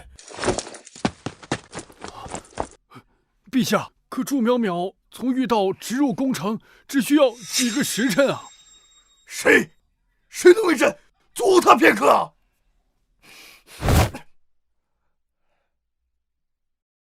陛下，臣愿往。我朝以孝治天下，祝淼淼纵有不臣之心，亦为我大耀子民，当尊陛下为父，他岂敢背负这千古骂名？老臣愿在翰林院诸公，副武门阻他片刻，为太子殿下争取时间。臣怒斥反贼而死，足慰平生，臣愿往。臣愿往。臣愿往。臣愿往。好，若能解此危机，必是不世之功。朕必命史官大书特书，在凌烟阁为尔等立像，忠义之名传颂万世。臣等愿为陛下效死。哼，祝淼淼，朕有的是手段陪你斗到底。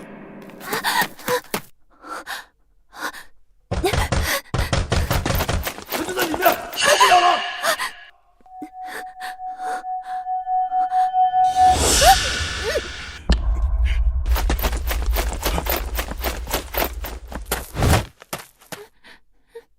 人呢？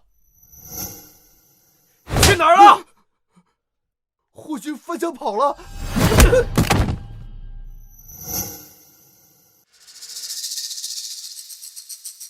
这是那小蹄子的玉佩，必须给本宫抓到他。去周围继续搜。是。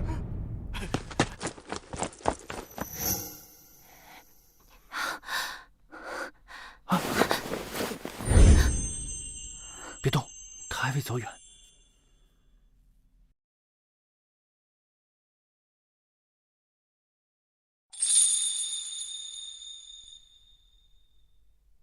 九皇子，解药你拿到了吗？哦，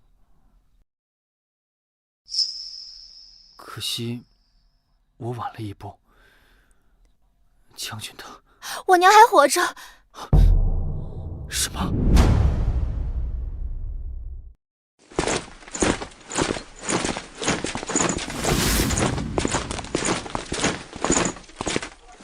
祝将军且留步。我等有言相告。这狗皇帝无路可退，竟搬来这群手无缚鸡之力的老夫子。这帮人惯会以死见妖名，以为将军会吃这套。末将这就为将军开路。不过是些自诩清流的酸儒，本将倒要听听他们有何高见。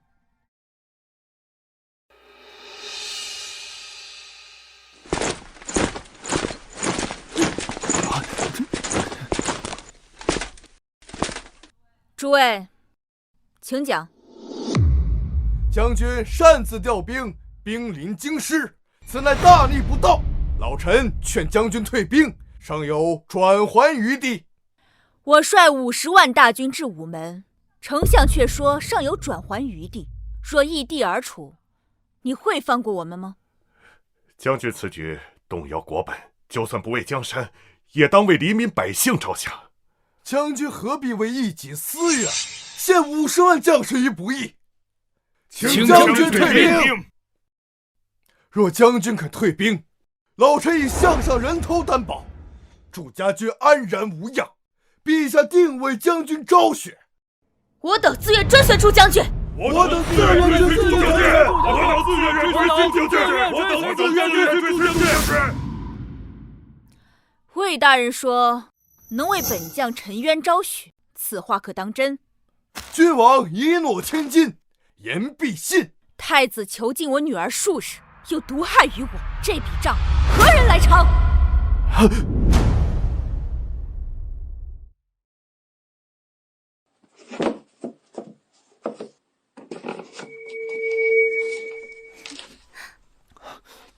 阙姑娘，解药配好了吗？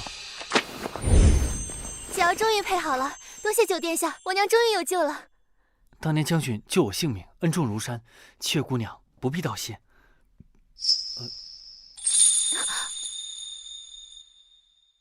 九殿下，我们赶紧去找我娘吧，给她解毒。啊！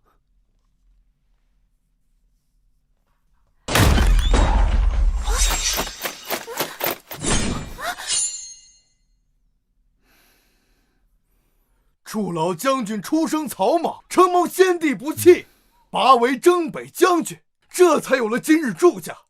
将军深得陛下厚恩，驰骋沙场，这才有了祝家军。如今将军是要恩将仇报吗？诛杀太子不过是借口，贪恋权势才是真。将军逞一时之快，不怕天下讨伐。权势之路向来你死我活，君王无情，我早已领教。我只信手中刀，不信他人诺。不过是你将军府内的小小误会，你却非咬死不放，还妄想篡夺朝堂。此等乱臣贼子，就算是谋权篡位，朝堂世家也定不会认可。我等饱读圣贤书，也绝不会俯首跪你称帝。哼，那我就都杀了。你萧府偷梁换柱，害我女儿。太子与他们合谋毒害我，那时诸位缄默不语，这就是你们读的圣贤书吗？还是说非要本将拿刀架在你们妻儿老母的脖子上，你们才知道疼？你敢！你刀只会落在你这贱妇头上。殿下，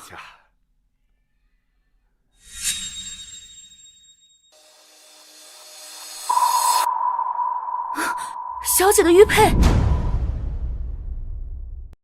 祝将军别来无恙，只是你的女儿，可就难说了。找死！敢动我家小主子一根汗毛，我现在就将你五马分尸！筹码在别人手里，就得学会好好说话。那小妮子看似乖巧，在床上叫起来倒很动听。给你一个机会，交出兵符，让这些粗鄙武夫退回去。本宫可以让你的女儿成为太子妃，服侍本宫。殿下，殿下，你大胆！你算什么东西？也配跟我谈条件？竟在午门前对太子行凶，你弑君之路就该为君分忧。你不仁不义，陛下容不得你，天下人容不得你。皇帝纵容兵部户部贪我军饷，压我军粮，与困死我50万将士于边境，何来弑君之路？如今我50万儿郎在此，这话皇帝他敢说吗？区区50万草莽，曾敌我30万藩王精锐，优势在我。太子勿慌，你自己听听，说的是梦话还是蠢话？报！太子殿下，找到圣祺院和九皇子了，正在押送来的路上。竟能同时抓到！哼，祝淼淼，乖乖退兵，本宫可保你女儿手脚健全。你想杀我？你不死，本宫寝食难安。九皇子来了。好，把七月给我提上来，本宫要亲手。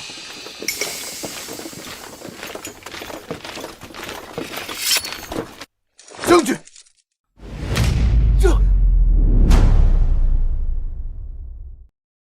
将军，娘，七月，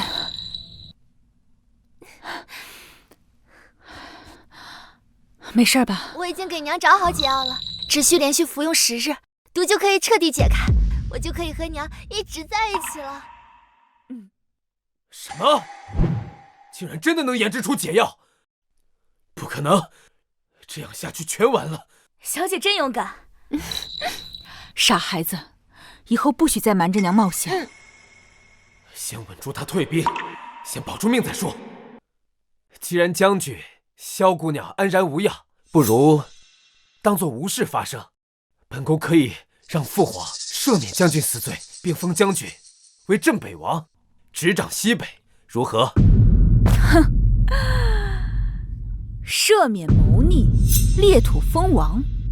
若是将军觉得还不解气，那祝香兰和萧翠翠眼下正在黄庄洗刷粪桶，本宫这就命人将2人提来，让将军亲手杀了。如何？那2人我自会处置，但我已率50万大军入皇城，岂有空手而归之理？太子心术不正，不配为储君；皇帝昏聩无能，不配为君。这天下本就是我祝家军打下的，今日该换个姓了。谁赞成，谁反对？疯子，我等绝不认可。那就去死！百里，杀！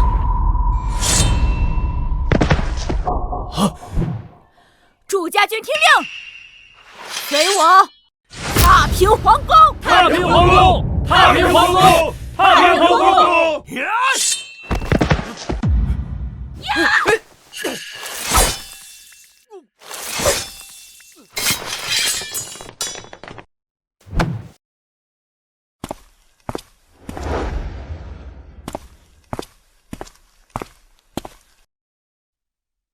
皇宫已被我军包围，你们该如何称呼将军？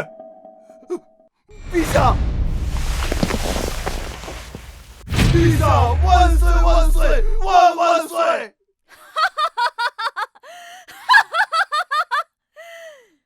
杀入奉天殿！哎呀，这怎么办呢？这个真合适。陛下万岁万万岁！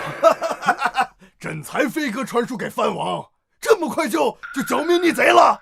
陛下妙计啊！拨乱反正，臣恭迎陛下。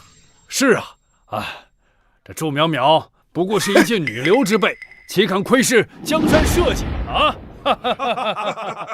是啊，太子何在？朕要细听破敌之功。父皇，父皇，父皇！太心急了。父皇，你听我说，就算是大劫，也不可失仪。你是堂堂太子，慌慌张张，成何体统？那祝苗苗，祝苗苗的人头挂上旗杆，示众了。想要我的人头？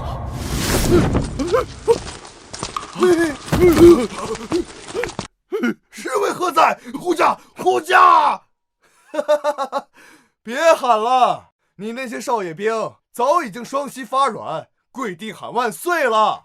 不可能，他们怎么可能背叛朕？父皇，你派出去的那群清流全死光了，尸体现在还在午门外并排躺着。君要臣死，臣不得不死。这一次是臣要君亡。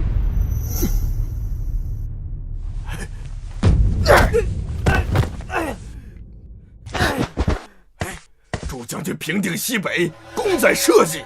太子短视与乱臣，合谋害你，他不配太子之位。今日废其位，就与将军发落。父皇，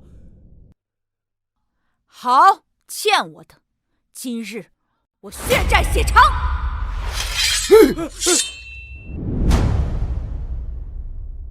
等等，祝将军，这都是他，是他怕你功高盖主，是他觉得女人无能，分明是你绑架将军的女儿，还下毒害他。你们父子俩，到底谁才是主谋啊？太子所作所为，朕毫不知情啊，一图不认可。祝将军，朕所犯的唯一错误就是没有好好教育好这个孽障，朕惭愧将军，朕愧对于你。今日请你帮朕清理门户。将军，你杀了他，可就不能杀朕了。你个老的！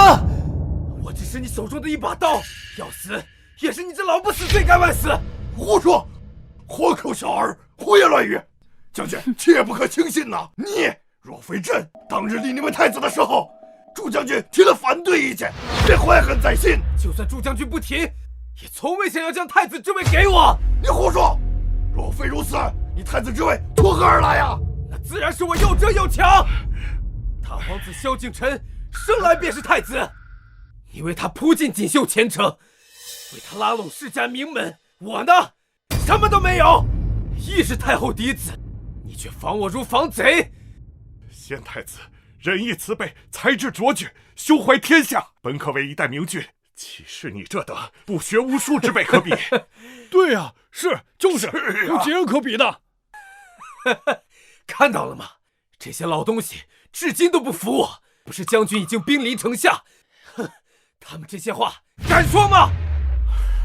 先太子萧敬腾处处都比我好，只可惜他有些短命。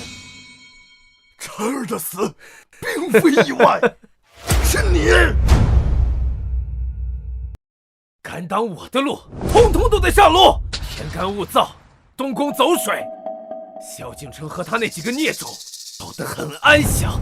你孽种，狼心狗肺！朕怎么会生出你这么个狼心狗肺的东西？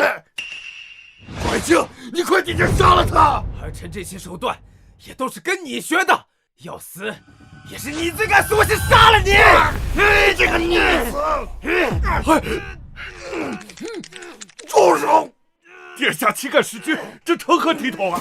快放开陛下呀！可放开陛下，放开陛下呀！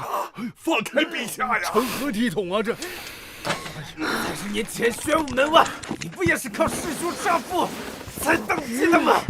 不是不向白目啊！孽子，住口！父皇怕什么？是怕我说你20年前割让西北9城16州求和，做匈奴的儿皇帝，还是怕我说你15年前御驾亲征，葬送10万大军？放肆！朕就算割城，朕也是天子！你才是大药最大的叛贼！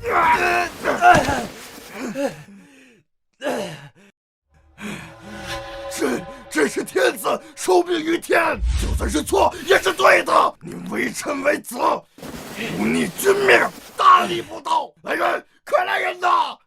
把他给我拖下去杖毙！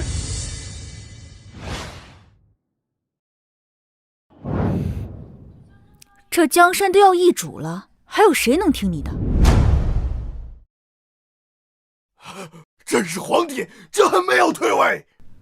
哼！你们都是反了，你们都反了！小老八，你这昏君，在位30余年，战乱四起，匈奴犯边，水旱连年，国库空虚，你只会增加赋税，让百姓流落街头。百姓哭一哭怎么了啊？他们都是我大药的百姓，我大药如果亡了，他们都会死。朕也是从大局考虑，朕也是为了天下黎民。我呸！一餐可抵一户百姓300年收入，还说是为了百姓，就是个趴在百姓身上吸血的蛀虫！将军，请把这个不忠不义的昏君斩了，还天下一个公道。杀了他，然后呢？本宫是太子，然后自然是本宫即位，还天下一个太平。放心，祝家军护驾有功，朕会论功行赏。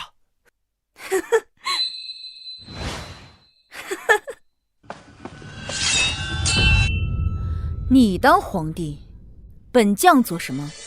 周将军挥兵入京，杀入这金銮殿，是来陪你过家家的吗？当然不是。那将军是干什么来了？天子轻信奸臣，荒淫无道，鱼肉百姓，割地求和。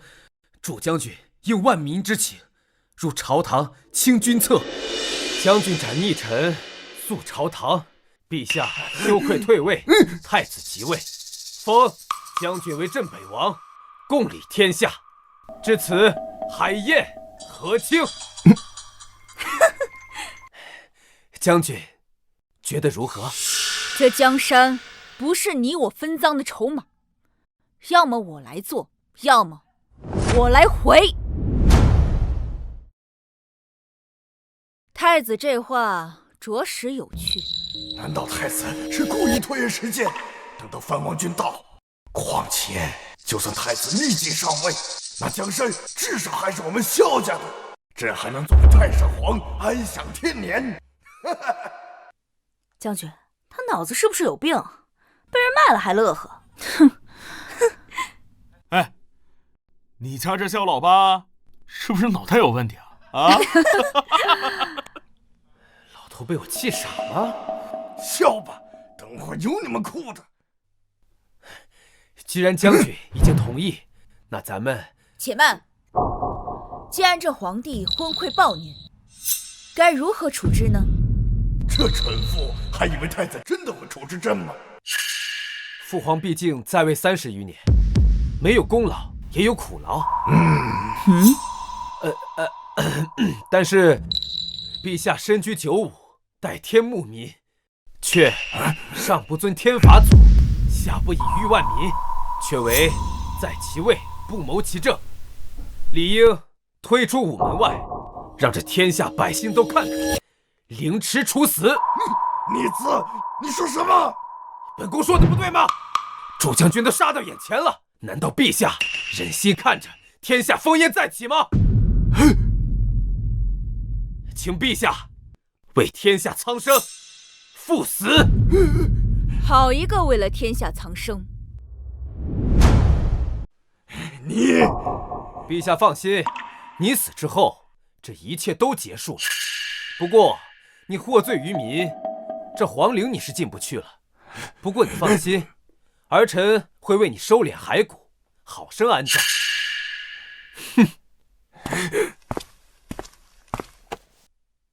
哼！你在下面尽管放心，我会为你治理好，大要天下。还愣着干什么？拖走行刑吧。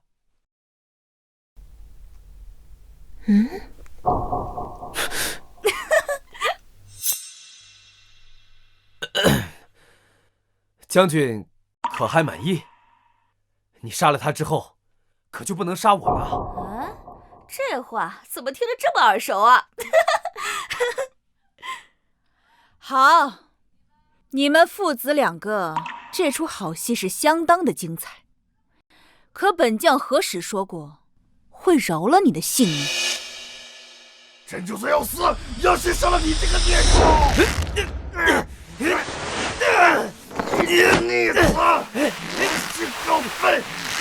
朕杀了你！这可是在奉天殿上，天子与太子如同街头乞丐般如此对待，这可成何体统啊！这简直像2头没吃饭的畜生，难看之极呀！哎呀，这！让你偷懒，让你偷懒，让你偷懒！你个小贱蹄子，你敢嚷嚷？给我进去！你个小贱蹄子，给我老实待着！呸！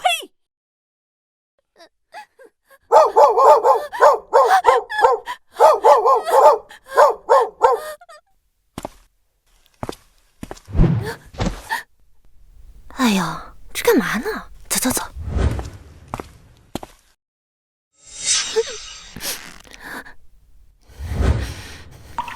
一切都该到此为止，伤害我女儿的人都得死！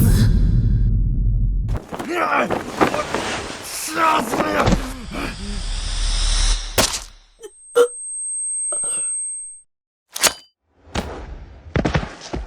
跟朕斗，你还嫩了点儿！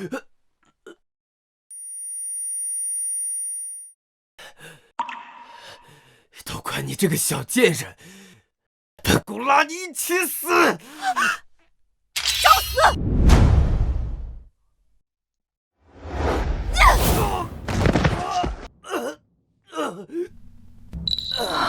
铁砂掌，好！到现在还敢碰我女儿，今天就让你知道什么叫做生不如死。女儿，你吃了3年的苦，这混蛋就是罪魁祸首。娘教你一个道理：人不犯我，我不犯人。人若犯我，你要干什么？我必百倍偿还。朱苗苗，你个贱人，毒妇！父皇，你我父子同心，救救我！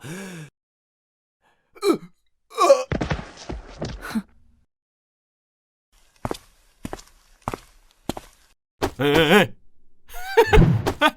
快看看这高高在上的皇帝，现在像不像条死狗啊？先收拾这个小的，那个老东西，回头再找他算账。女儿，该你了。娘，我怕。别怕，你要学会坚强，要直面自己的恐惧，战胜它。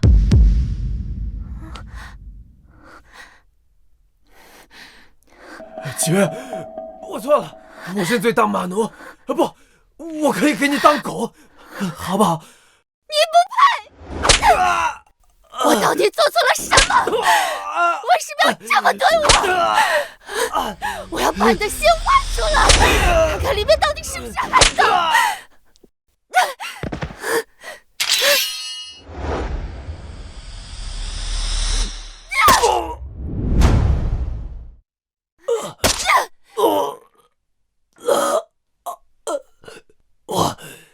我在下面等着你。那我就再杀你一次！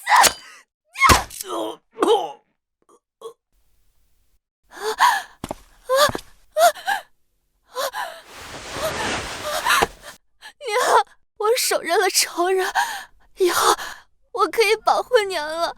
女儿，你长大了。别怕，没事了。太子已被你斩杀，往后再也没有人伤害你了。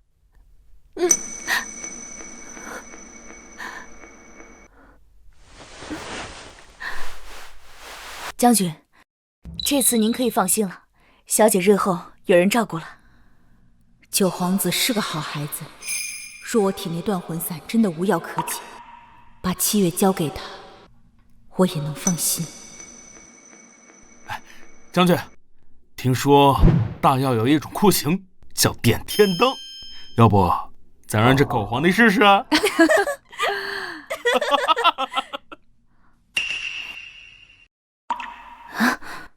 糟糕，这老狐狸刚才是在装晕，竟然让他趁乱逃跑了。将军，我父皇心思歹毒，现在还勾结了藩王，如果让他跑了，恐生事端呢。末将这就将他抓来。慢着，已经晚了。你们这群狗东西！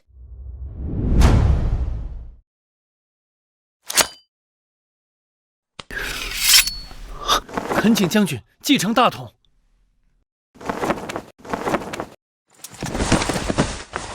恳请将军继承大统。天子以权势2字为道，便可斩天下9分侠义之气。征他时，都说是为苍生，为社稷，到手后却发现，不过是食天下人之肉，以为一人之私。3年前，我挂帅出征，皇帝、太子、朝堂诸公，还有我的家人们，都出城10里相送。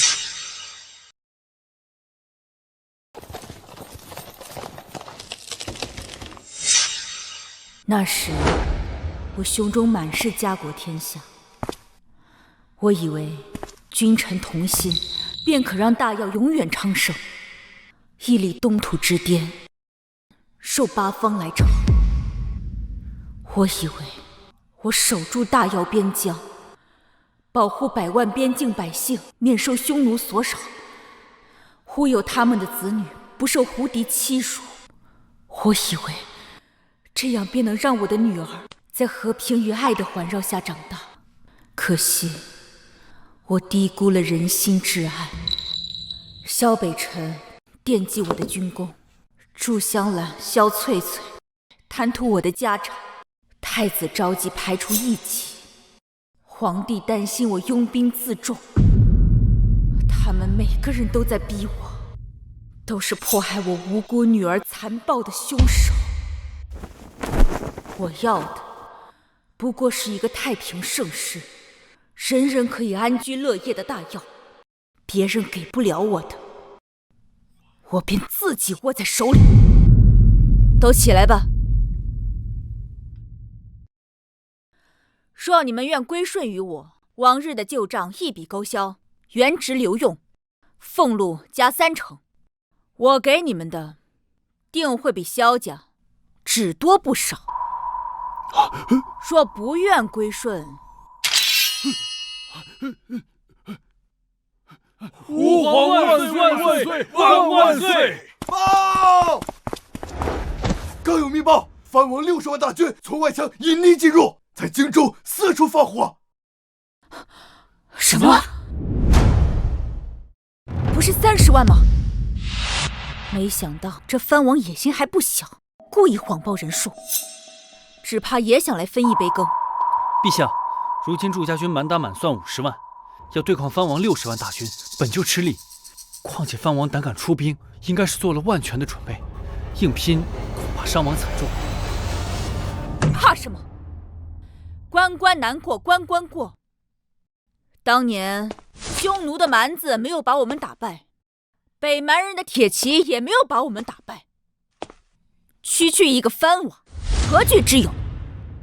百里木兰，末将在，随我前去迎战。是。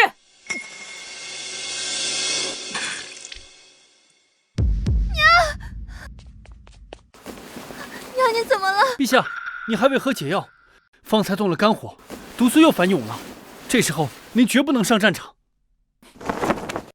陛下，末将愿领命，定将藩王叛军斩尽杀绝，护我皇城。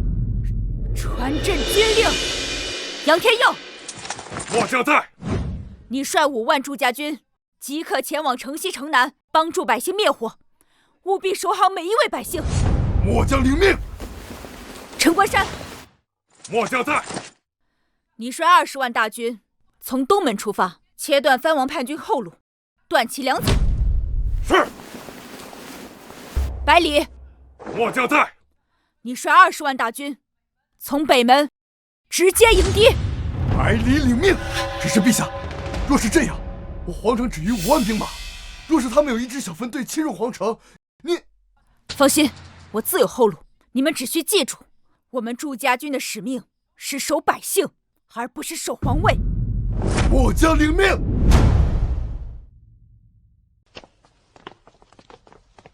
娘，前方的战报怎么还没传来？报！藩王大军分3股趁虚而入，左城门已沦陷。什么？陛下，皇城内如今无兵把守，您不如先行撤离，待大军回笼，再卷土重来。娘，慌什么？10年前，我率领3万部队抵抗10万大军，军队伤亡不过100。我打下的大药江山，岂是几个手下败将就能撼动的？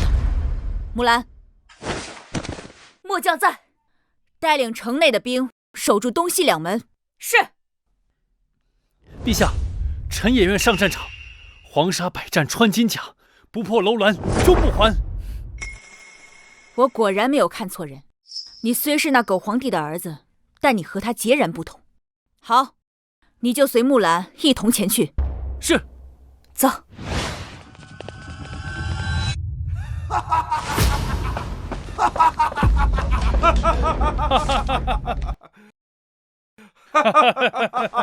你没机会了，朱淼淼，朕来取你的项上人头了！哼，你个逆贼，根本不知道朕的臣子有多忠心，还想招降他们，没想到吧？是真的爱情打开的大门。你们弃主求荣，娘，你就不应该心慈手软，还许他们恩惠。我呸！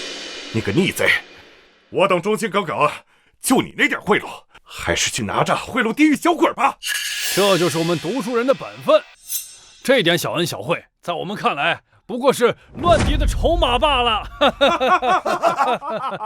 朱苗苗，几万朱家军被朕耍得团团转，只有几万兵力被牵制住了。藩王大军马上就到了，你如果现在自尽的话，朕能赏你们一个全尸。哼！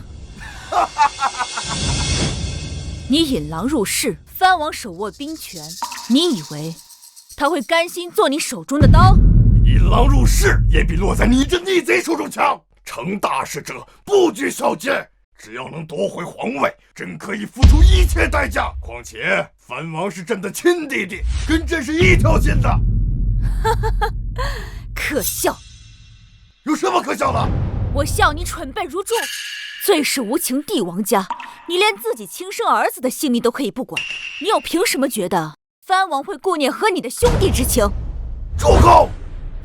你现在身上没有一兵一卒，只要将你扒皮抽筋，吊在城门口上暴晒3日，让这天下人都看看你这逆贼的下场。真是愚不可及，到现在了，还在做你的春秋大梦。什么意思？你以为朕会不知道你们的这些把戏？朕是故意将你引进来的，为的就是将你们一网打尽，还我大药一个朗朗乾坤。什么？哼！死到临头还敢嘴硬，跟着杀！区区几个杂碎，也敢说是精锐？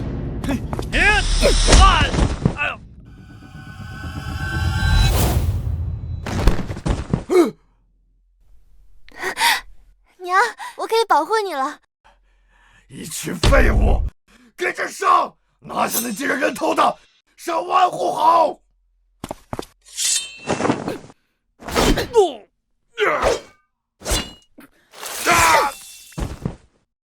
哼，不堪一击。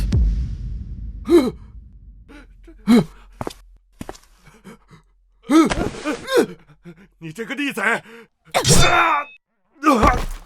杀我！别杀我！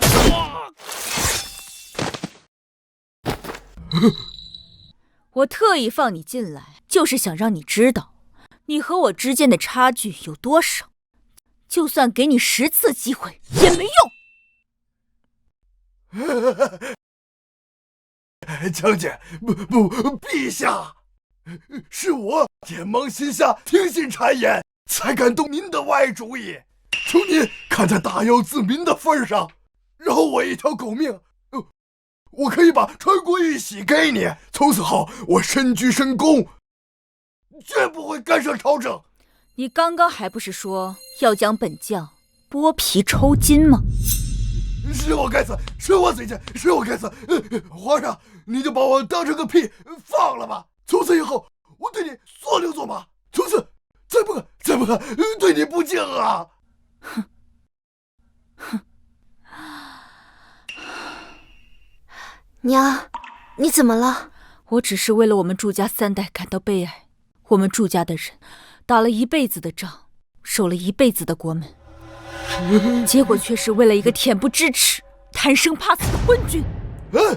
我是昏君，我恬不知耻，求你放了我！下面就杀了你！娘亲小心！娘亲小心！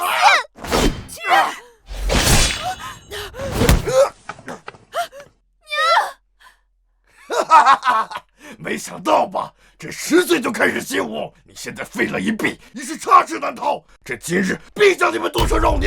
就算只剩下一臂，对付你也足够了。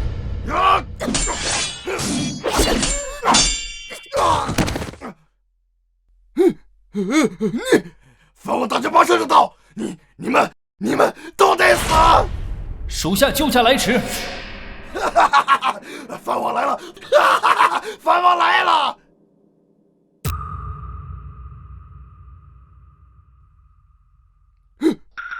怎么是你？带上来。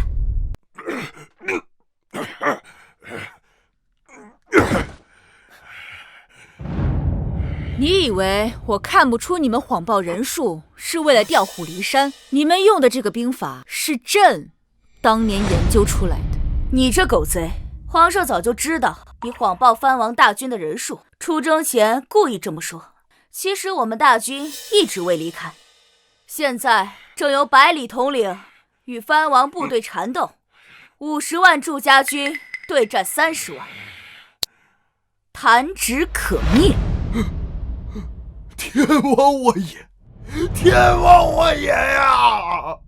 从你囚禁算计我女儿开始，就应该想到会有今天的结果。陛下，我知错了，我真的知道错了，我马上滚得远远的，远离京城，只求饶我一条贱命吧。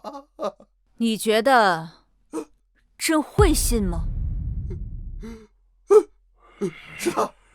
是他逼我的。我呸！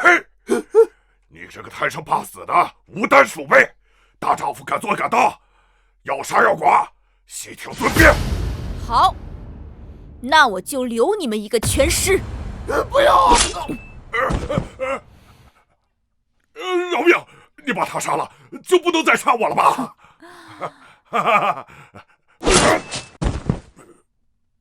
娘，你受伤了。喂，小伤罢了。今日一战，斩逆贼，斩藩王，护百姓。此功非朕一人之功，而是所有祝家军之功，天下百姓之功。吾皇万岁！万岁！万岁！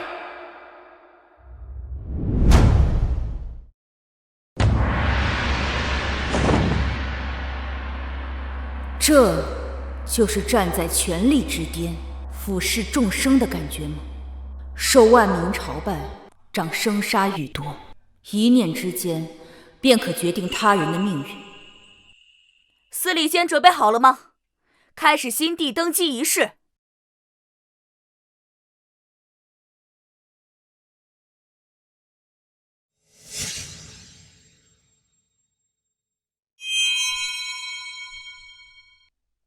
且慢！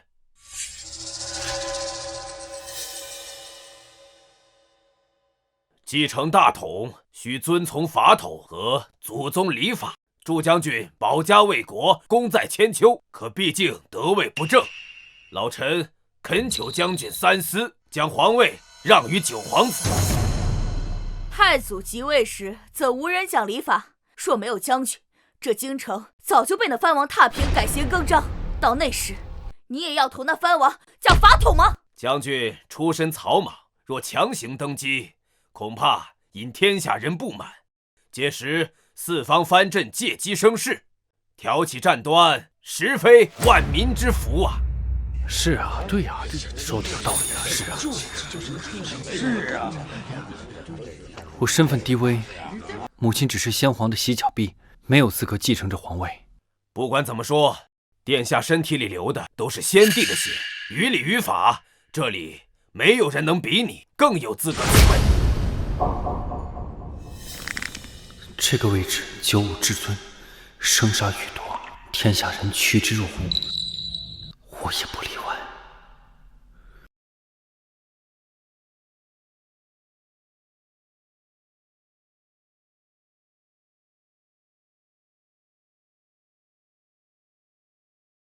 这皇位你当真要继承？萧等臣，别忘了你当初饱受虐待时是谁救了你的性命？祝将军的救命之恩，鼎臣永不敢忘。但杨太师所言有理，祖宗礼法断不可破，否则我朝再无立场，以礼治国。受命于天，气寿永昌。今日朕便即位为帝。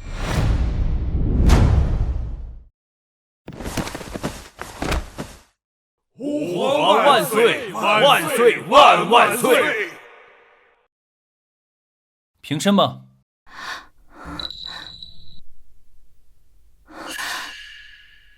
既然你已即位称帝，那敢问陛下如何处置我这个反贼？木兰将军，切勿一错再错。将军行事皆有苦衷，陛下宽厚仁德，必不会追究前朝之事，对不对，陛下？朕不会追究。如此说来，我倒要感谢你。朱将军，就算你功勋卓著，也不可对陛下这样说话。你这是……祝将军，朕要与你做一场交易。说。我要以这天下为聘，换取您的千金。什么？这怎么会如此？不会吧？对呀，这是何意啊？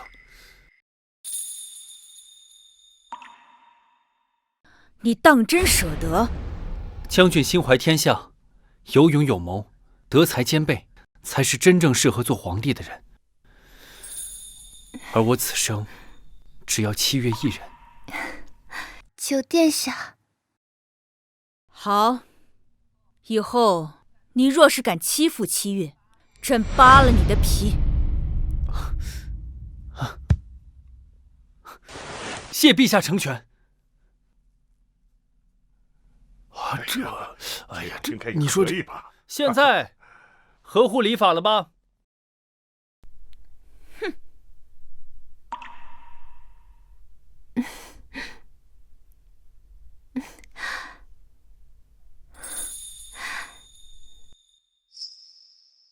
从今日起，大药旧弊尽数革除，苛政不复存在。敢害民者，朕斩；敢乱政者，朕诛。朕在此立誓，必用一生护着江山稳固，大药盛世太平。从今日起，绵延百代。吾皇万岁万岁万万岁！